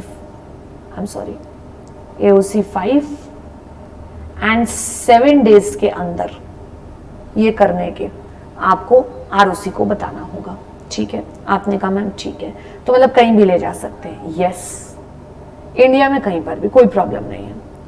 और थर्ड बात, speciality of books of accounts, ये होने चाहिए on accrual basis, cash basis पे नहीं, double entry, true and fair होने चाहिए। क्लियर? ये 3 सवाल है मेन। आपने कहा मैम ठीक है। सो सेक्शन 128 कहता है बुक्स कहाँ रखें? रजिस्टर्ड ऑफिस में। शिफ्ट कर सकते हैं, हाँ। किसकी परमिशन से? बोर्ड रेजोल्यूशन से। एंड किसको बताना पड़ेगा? ROC को 7 डेज के अंदर। एंड थर्ड, बुक्स की स्पेशलिटी क्या? अक्रूवल बेसिस पे बनाए, ट्रू एंड फेयर कहीं ना कहीं डबल एंट्री बेसिस पे बनाए, ठीक है। ब्रांचेस की ब्रांचेस पे रहेंगी, ब्रांचेस से समरी मंगाते रहेंगे टाइमली बेसिस पे, ठीक। अब आपने कहा मैम ओके, ये 7 डेज वाली बात हो गई, ठीक है।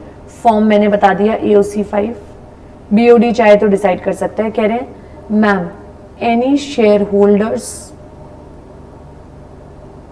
Permission needed?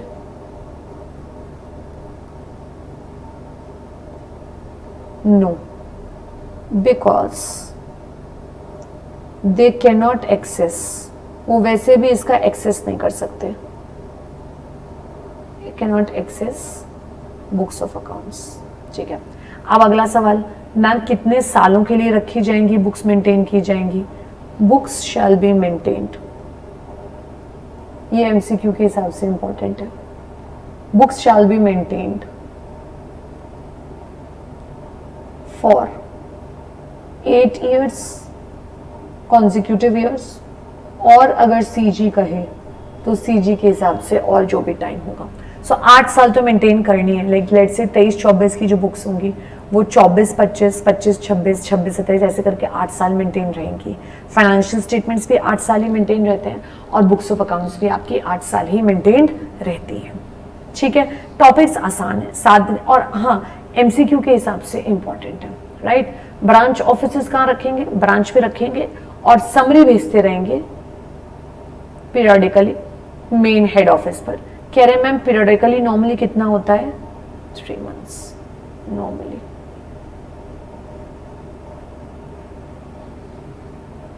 ठीक है, क्लियर, ठीक है।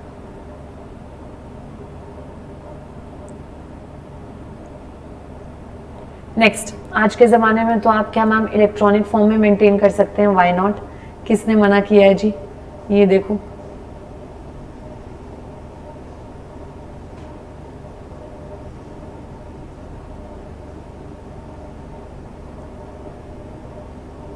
इलेक्ट्रॉनिक फॉर्म में मेंटेन करने की बात आ रही है।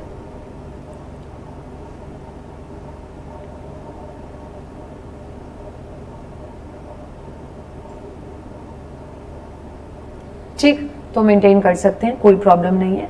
हाँ, इंडिया में एक्सेसिबल होनी चाहिए ये बुक्स, कि हम कभी भी यूज कर सकें, कभी भी निकाल सकें इनको, इनका एक्सेसिबल इंडिया में होना जरूरी है, राइट। एंड ऐसे सॉफ्टवेयर यूज होने चाहिए जिसमें ऑडिट ट्रेल हो सके। कह रहे हैं मैम ऑडिट ट्रेल मतलब, देखो 1 अप्रैल 23 से ये रूल आया है कि आप ऐसे सॉफ्टवेयर यूज करोगे, अकाउंटिंग सॉफ्टवेयर, जिससे आप ऑडिट ट्रेल मेंटेन कर सको। Audit trail means from beginning till and, आपका ट्रांजैक्शन शुरू कहां से हुआ है और खत्म कहां से हो रहा है सॉफ्टवेयर में, ये दिखना चाहिए। कहीं ऐसा ना हो कि बीच में एकदम से ट्रांजैक्शन दिखे, कहां से आया, क्या हुआ, कुछ होना चाहिए ना। फॉर एग्जाम्पल, आज मैंने सामान राम को बेचा, ठीक है, राम ने सामान कहीं ना कहीं लेट से क्रेडिट पे लिया हुआ है, तो ये एक पहली एंट्री। फिर राम ने बाद में कुछ पैसे दिए, थोड़े से नहीं दिए, ये अनदर एंट्री। उसके बाद उसने जो पैसे नहीं दिए वो बैड डेट्स हो गए। ये कनेक्टेड होने चाहिए डॉट्स आपके, मतलब we can figure out transaction कब स्टार्ट हुआ और वो फाइनली कहाँ खत्म हुआ, कैसे खत्म हुआ। सो ये 1 अप्रैल 23 से मैंडेटरी, आप ऐसे सॉफ्टवेयर यूज करोगे जो कहीं ना कहीं आपके ऑडिट ट्रेल हमें दे सके, राइट। आपने कहा मैम ठीक है। नेक्स्ट, हम रिकॉर्ड्स बिल्कुल उसी फॉर्म में रखेंगे जैसे रिसीव करे थे या जैसे ओरिजिनली बने थे। बैकअप लेते रहेंगे यार 24 आवर्स में, ठीक है, मैंडेटरी है। बैकअप मैक्सिमम 24 आवर्स का गैप हो, यानी एक दिन का, यानी ऑलमोस्ट रोज ही आपको बैकअप लेना है। एंड सर्वर्स जो हैं वो इंडिया में मेंटेन होने चाहिए आपके, ठीक है। 8 years वाली बात हो ही गई, राइट। सो अगर ऑनलाइन की मैं बात करूं, अलाउड, वो रीडेबल हो, मशीन लैंग्वेज में ना हो, रिप्रोड्यूसेबल हो, रिट्रीवेबल हो,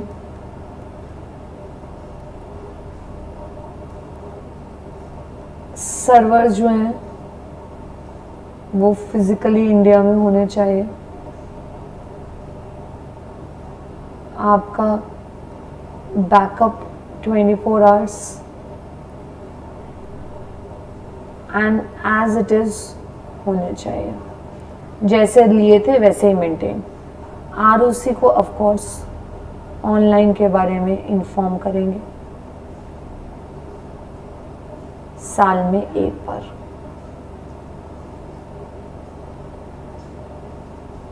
ठीक, आज मैं आपके संग जोक नहीं कर पा रही हूँ, मुझे पता है, मैं नॉर्मली बहुत फन में पढ़ाती हूँ एंड बहुत मज़ा आता है कहीं ना कहीं आपको कराने में।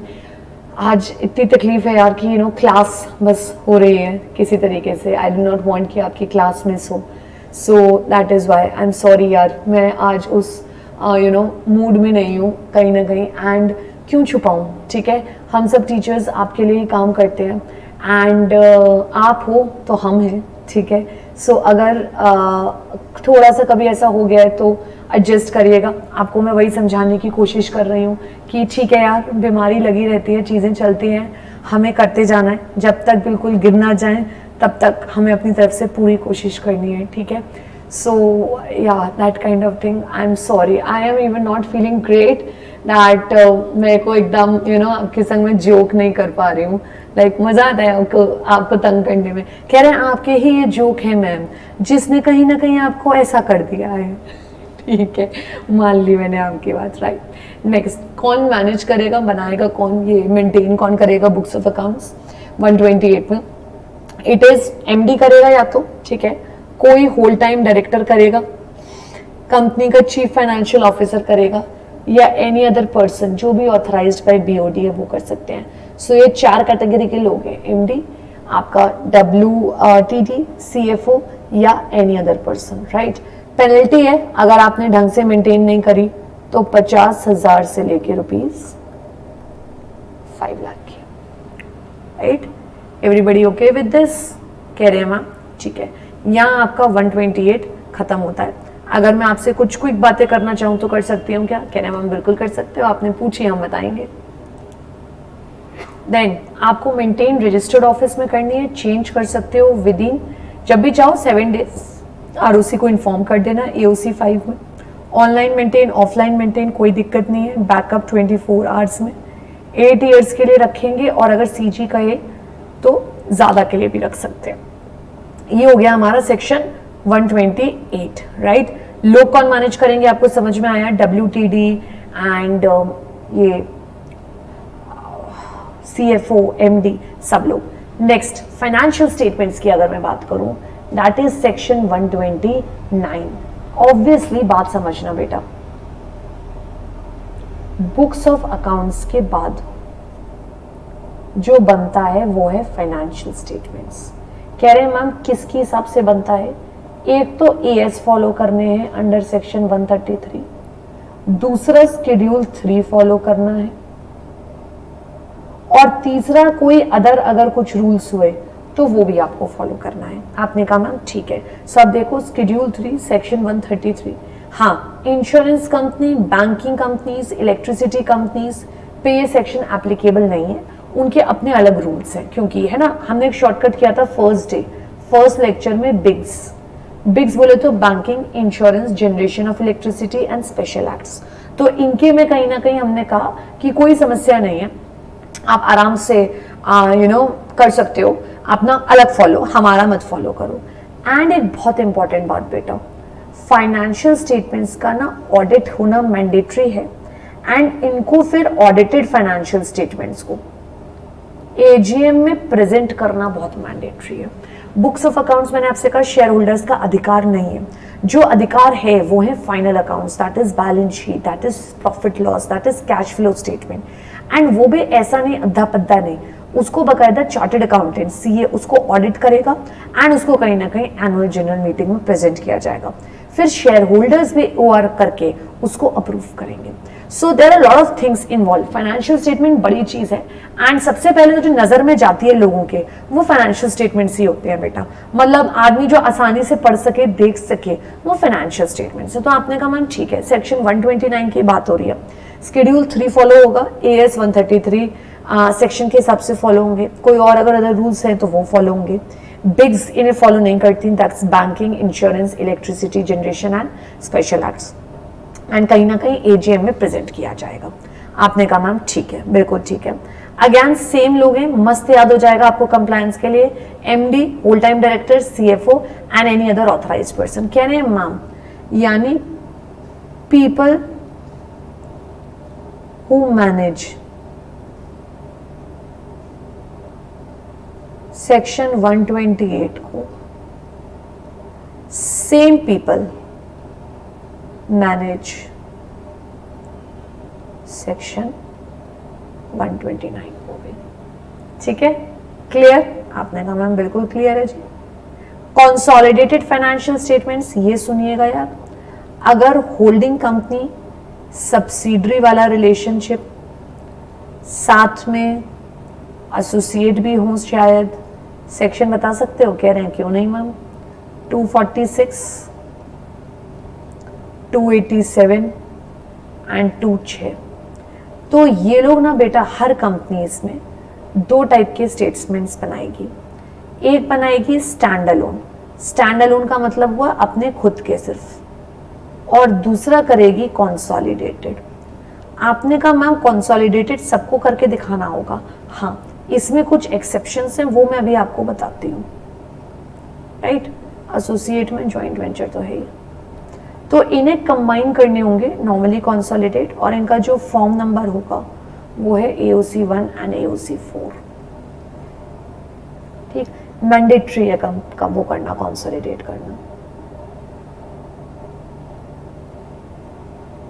ठीक। कंसोलिडेशन हो गया, कंसोलिडेशन मीन्स कंबाइन।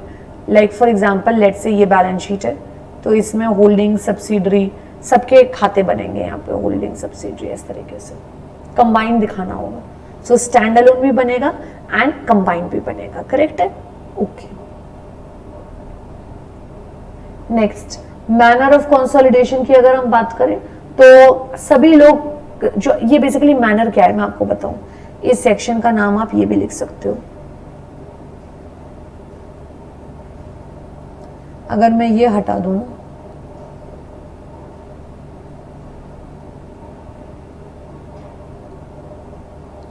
इस बात को हटा दें अगर हम, तो इसका ऑल्टरनेट वर्ड जो मैं आपको लिखना चाहती हूँ वो बता दूं, एक्सेप्शन।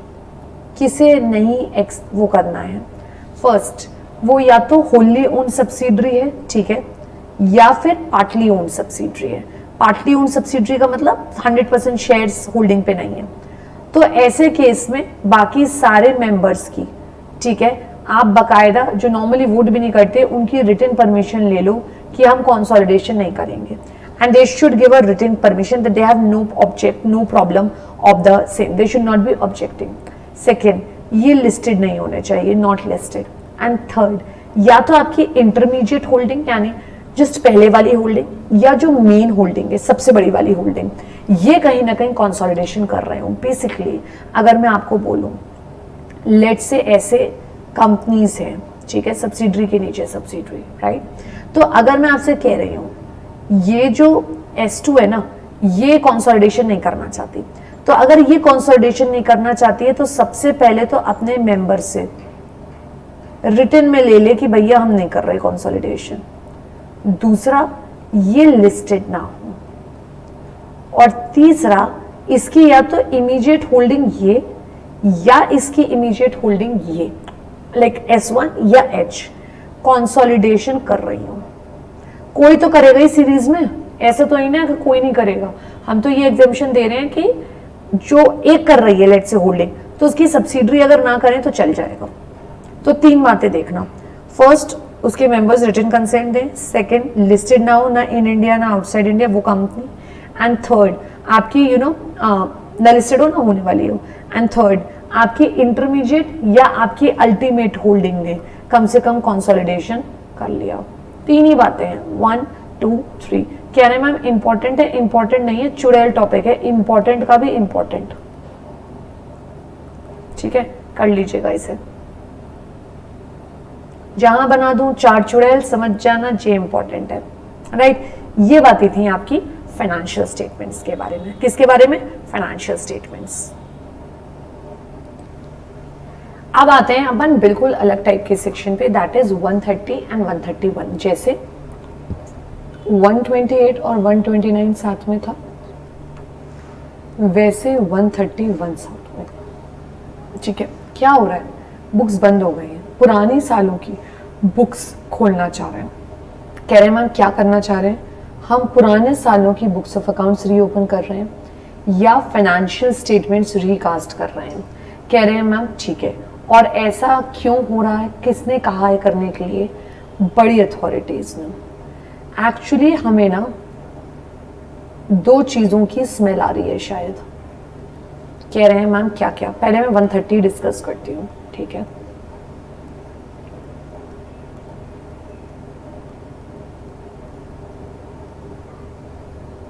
हम या तो रीओपन कर रहे हैं बुक्स ऑफ अकाउंट्स या रिकास्ट कर रहे हैं फाइनेंशियल स्टेटमेंट्स, ठीक है। किसके कहने पर? रेगुलेटरी अथॉरिटीज, बोले तो सीजी, इनकम टैक्स, सेबी, ऐसे किसी की वजह से। और मैम ये कंप्लेंट जा किस पे रही है? ये कंप्लेंट बेटा जा रही है ट्रिब्यूनल पे, और ट्रिब्यूनल इसके बाद इन्फॉर्म करेगा कंपनी को। क्या मैम कारण क्या है? What is the main reasons for this?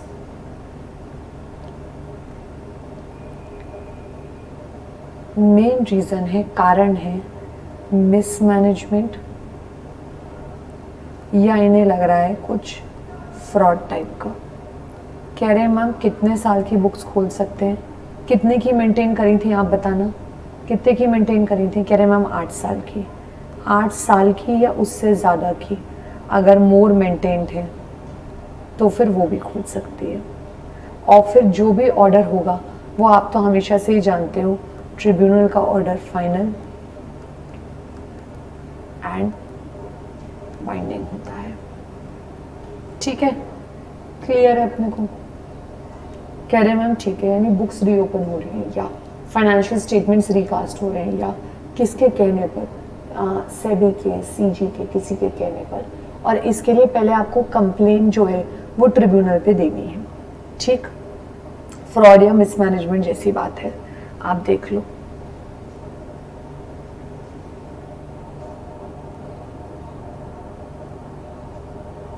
ठीक है, फ्रॉडलेंट या मिसमैनेजमेंट है।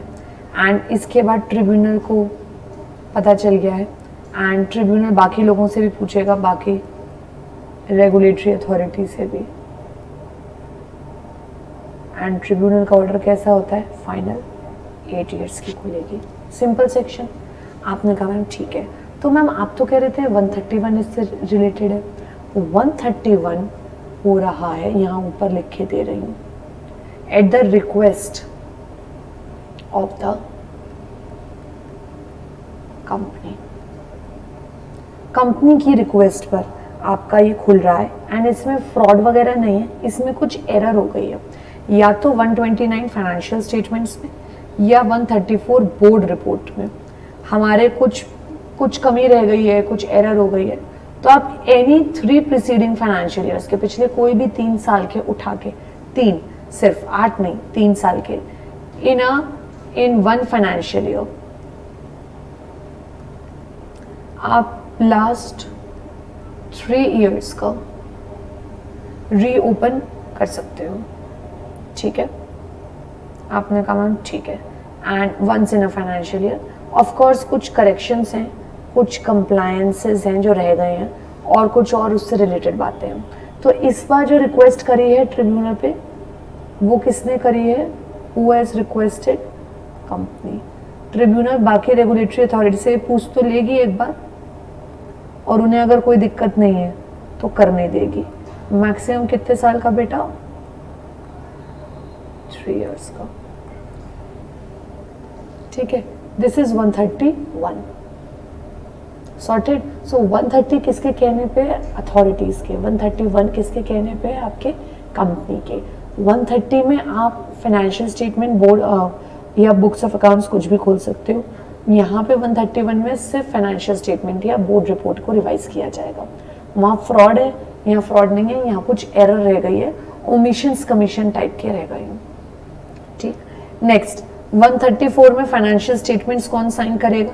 यार फाइनेंशियल स्टेटमेंट साइन करेगा एक तो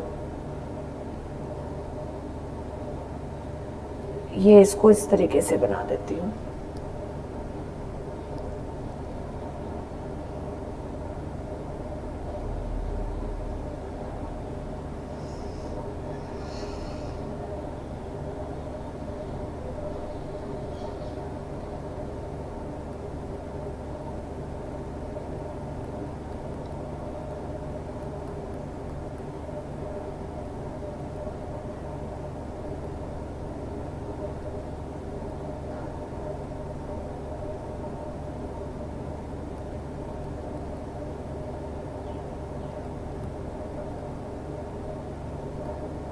ठीक है, इन 2 चीज़ों में तो ऑप्शन है साइनिंग के, कि या तो चेयरपर्सन साइन करे या 2 डायरेक्टर साइन करें, जिनमें से एक एमडी होगा।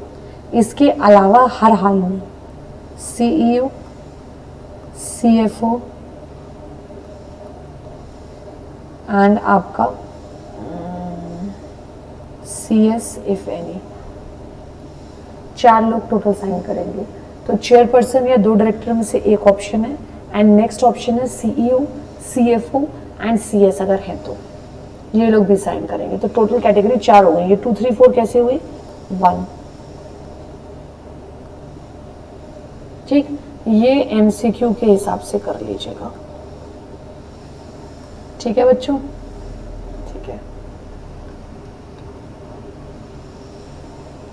नेक्स्ट 136, ये है बेसिकली मेंबर्स को ऑडिटेड फाइनेंशियल स्टेटमेंट्स देंगे, ऑडिट देंगे।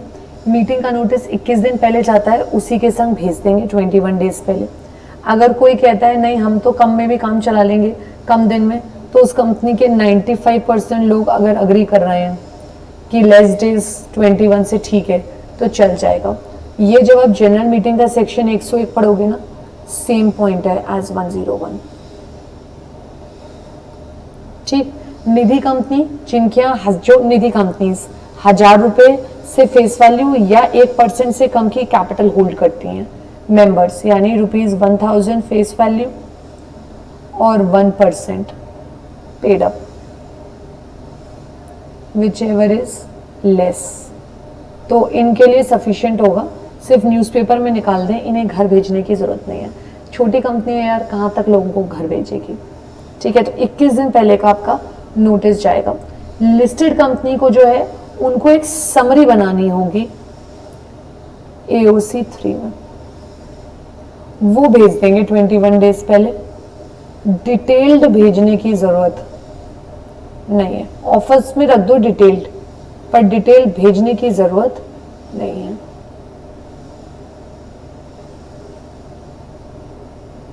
ठीक, तो अगर मैं बात करूं नॉर्मली 21 डेज पहले, अगर लेस देन 21 डेज पहले भेजना है तो 95% लोग अग्री करें। निधि कंपनी में जिनकी फेस वैल्यू 1000 रुपए या 1% पेड अप से कम है, विच एवर इज लेस, उनको घर मत भिजवाना, न्यूज़पेपर में छपवा देना। लिस्टेड कंपनी समरी भेजेगी, पूरा कहाँ तक भेजेगी? AOC 3 में। बस ऑडिटेड ही होंगे। अगर फॉरेन के हैं आपकी कोई कंपनी, आपकी कंपनी बाहर है और इंडिया में उसका फाइनेंशियल स्टेटमेंट आए हैं एंड लेट से अनऑडिटेड है, क्योंकि उनकी कंट्री में ज़रूरत नहीं है तो चलेगा। बस लैंग्वेज चेक कर लीजिएगा, इंग्लिश होनी चाहिए। ठीक है, तो यानी अगर आपका ऐसी कंट्री को आप बिलोंग करते हो, आपकी कोई ब्रांच वहाँ से फाइनेंशियल स्टेटमेंट बन के आए हैं एंड कहीं ना कहीं वो ऑडिट वहाँ ज़रूरत नहीं है। ठीक है, सो अगर ऑडिट की ज़रूरत नहीं है तो आपको अपने इंडिया में ऑडिट कराने की बिल्कुल भी ज़रूरत नहीं है। बस ये मेक श्योर कर लीजिएगा कि लैंग्वेज इंग्लिश हो। ठीक है, ठीक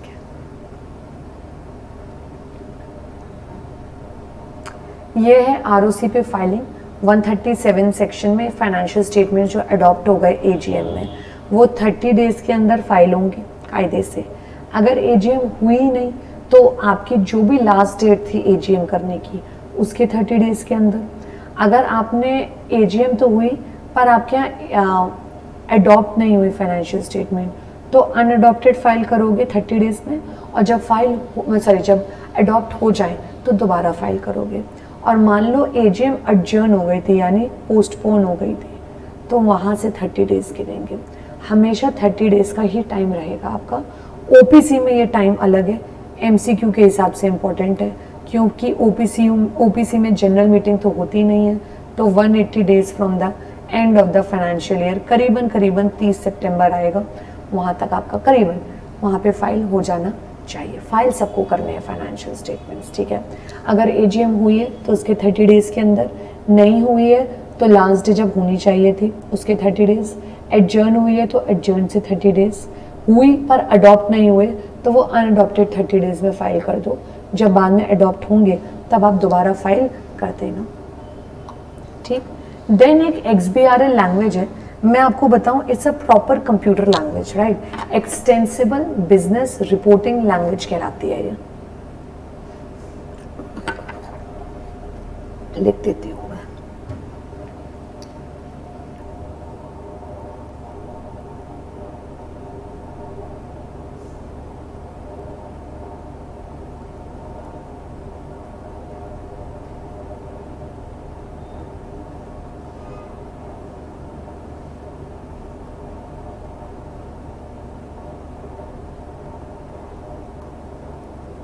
ठीक है, तो कुछ कंपनीज को इस फॉर्मेट में फाइल करना मैंडेटरी है AOC 4 XBRL में। कह रहे हैं मैम कौन कौन सी कंपनीज हैं, MCQ के हिसाब से इंपॉर्टेंट है। सारी लिस्टेड कंपनीज और उनकी सब्सिडरीज। दूसरा, जिन कंपनीज का पेड अप है 5 करोड़ के ऊपर, या जिन कंपनीज का टर्नओवर है 100 करोड़ के ऊपर, इन सबको XBRL फॉलो करना है। एंड जो भी कंपनीज नए इंडेस फॉलो करती हैं उनको। तो आपने कहा मैम मैंडेटरी किस किस के लिए है, लिस्टेड एंड सब्सिडरीज। जिन भी कंपनी का पेड अप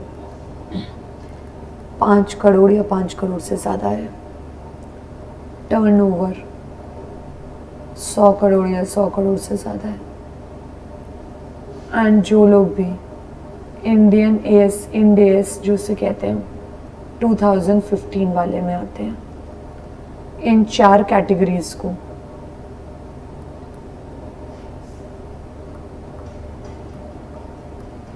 मैंडेटरी है XBRL फाइलिंग करना। ठीक है, क्लियर। नेक्स्ट, नफरा एक अथॉरिटी है यार आपकी, नेशनल फाइनेंशियल रिपोर्टिंग अथॉरिटी। आपने कहा हाँ मैम, काय चीज़ की, जो आपकी कहीं ना कहीं 1 अक्टूबर 18 से आई है। इसका मेन काम तो है AS अकाउंटिंग स्टैंडर्ड्स बनवाना, स्टैंडर्ड्स ऑफ ऑडिटिंग बनवाना, और professionals like auditors specially CAs, इन पे नज़र रखना कि ये लोग ढंग से काम कर रहे हैं, ऑडिट वगैरह, स्टैच्यूटरी ऑडिट या नहीं। इसने नकास करके एक ऑर्गेनाइजेशन था, उसको रिप्लेस किया है और नफरा आया है, national financial reporting authority. Accounting standards, Ind AS, इस सब के बारे में सेंट्रल गवर्नमेंट को ये लोग एडवाइस देते हैं। आपने कहा मैम ठीक है, अच्छी बात है, एडवाइस देते हैं। तो ऑब्जेक्टिव्स क्या क्या हैं देखिएगा। सबसे पहले रिकमेंडेशन देते हैं as we said accounting and auditing standards के। सेकंड, इनको जो स्टैंडर्ड्स बनाए हैं उनको मॉनिटर एंड इन्फोर्स कराते हैं, ओवरसी करते हैं quality of the service of professionals की वो लोग फॉलो कर रहे हैं या नहीं, एंड एनी अदर फंक्शंस। तो बेसिकली इनका मेन काम है मेक रिकमेंडेशंस,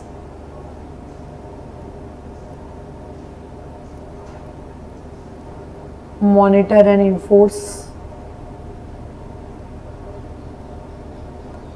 ओवरसी करना क्वालिटी को प्रोफेशनल्स की, and any other functions.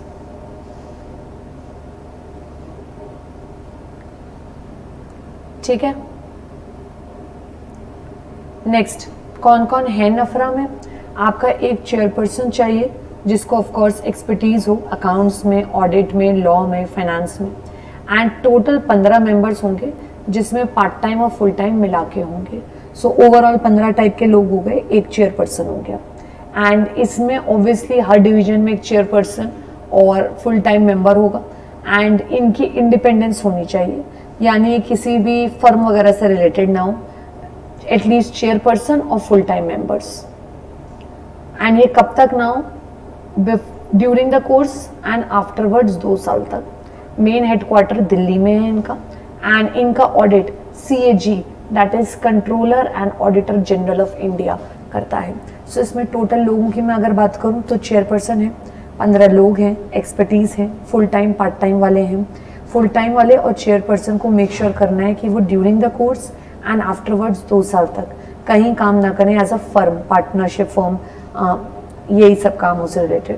And इनका हेडक्वार्टर दिल्ली में है, and CAG controller and auditor general of India, जो सारे गवर्नमेंट उनका ऑडिट करते हैं, इनका भी यही करते हैं।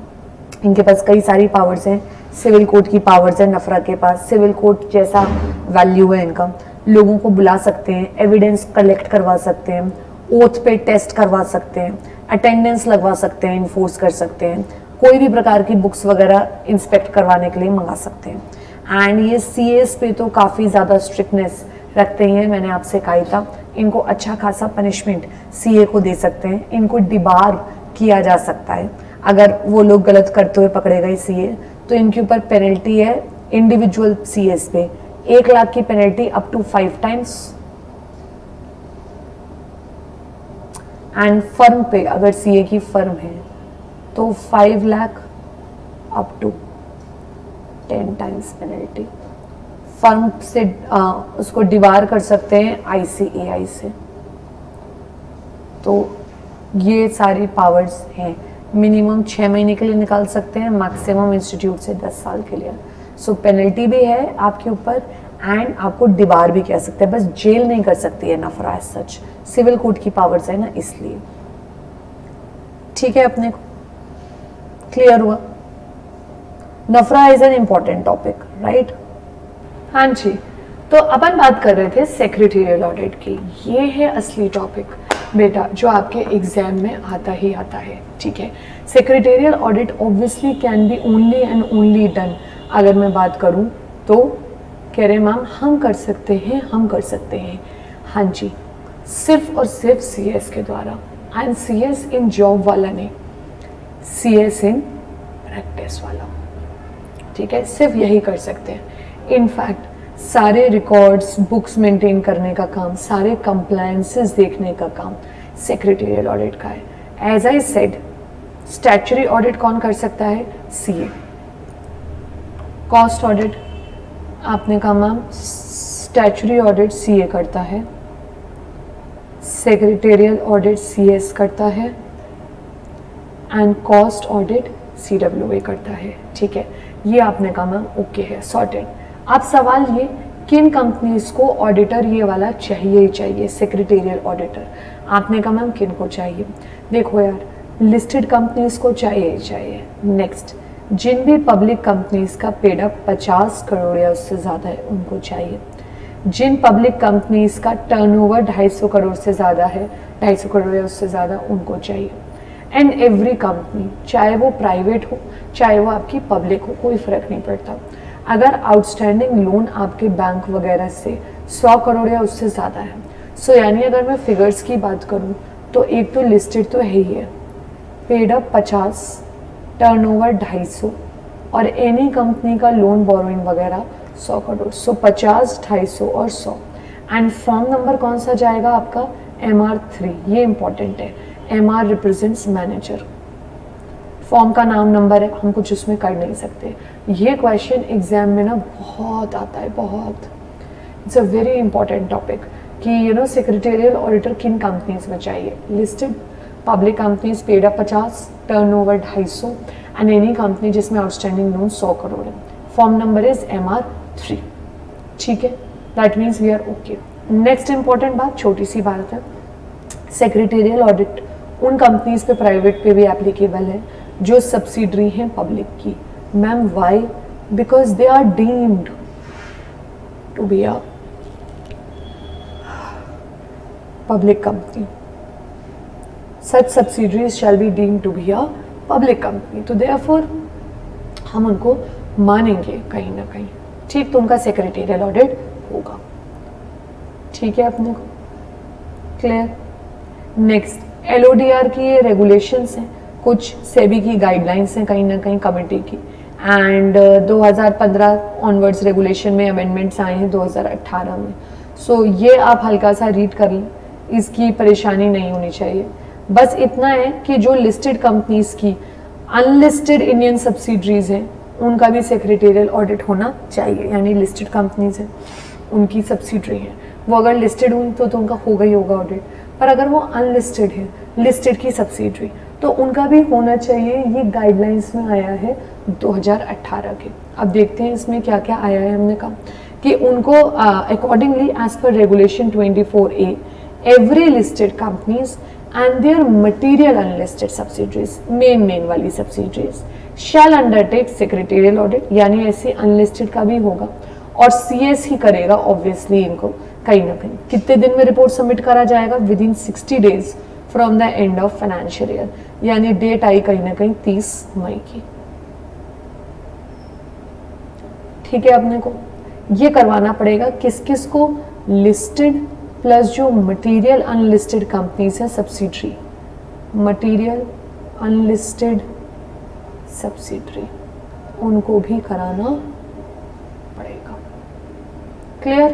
कह रहे हैं मैम पर्पस क्या है ऑडिट कराने का? ऑब्वियसली सारे कंप्लायंसेस हो रहे हैं या नहीं, जो नहीं हो रहे हैं उनको पॉइंट आउट करो, स्टेक होल्डर्स को प्रोटेक्शन और अनवारंटेड लीगल एक्शंस ना हो। It is like prevention is better than cure. Compliances हो, नॉन कंप्लायंसेस को पॉइंट आउट करें, हम लोग हाईलाइट करें, स्टेक होल्डर्स को प्रोटेक्शन मिले ऑफ कोर्स, एंड कोई और लीगल एक्शंस ना हो। स्कोप क्या क्या है मैं आपको एक बार बताऊं, जितने आप चैप्टर्स पढ़ रहे हो वो सभी सेक्रेटेरियल ऑडिट के स्कोप में है। MOA, AOA, directors, secretarial standard, SS1 जैसे एग्जाम्पल, डायरेक्टर्स, KMP, सारे डिस्क्लोजर्स, शेयर्स के इशू वगैरह जो हमने सेक्शन 43 पढ़े, transfer transmission section 56, dividend section 123 अभी हम जो पढ़ के आए हैं, ठीक है, deposit section 73 to 76A, borrowings जैसे डिबेंचर 71, सारी ही चीज़ें एंड इनफैक्ट सारे ही गाइडलाइंस जो लगती हैं, स्केरा, सेबी, डिपॉजिटरी, ये सभी आपके स्कोप में आते हैं सेक्रेटेरियल ऑडिट के, तभी तो आपको इतने डिटेल में ये सारी चीज़ें पढ़ाई जा रही हैं। नेक्स्ट आया इंटरनल ऑडिट। इंटरनल ऑडिट का मतलब है it is different from secretarial audit. Statutory audit की छोटी बहन समझ लीजिए।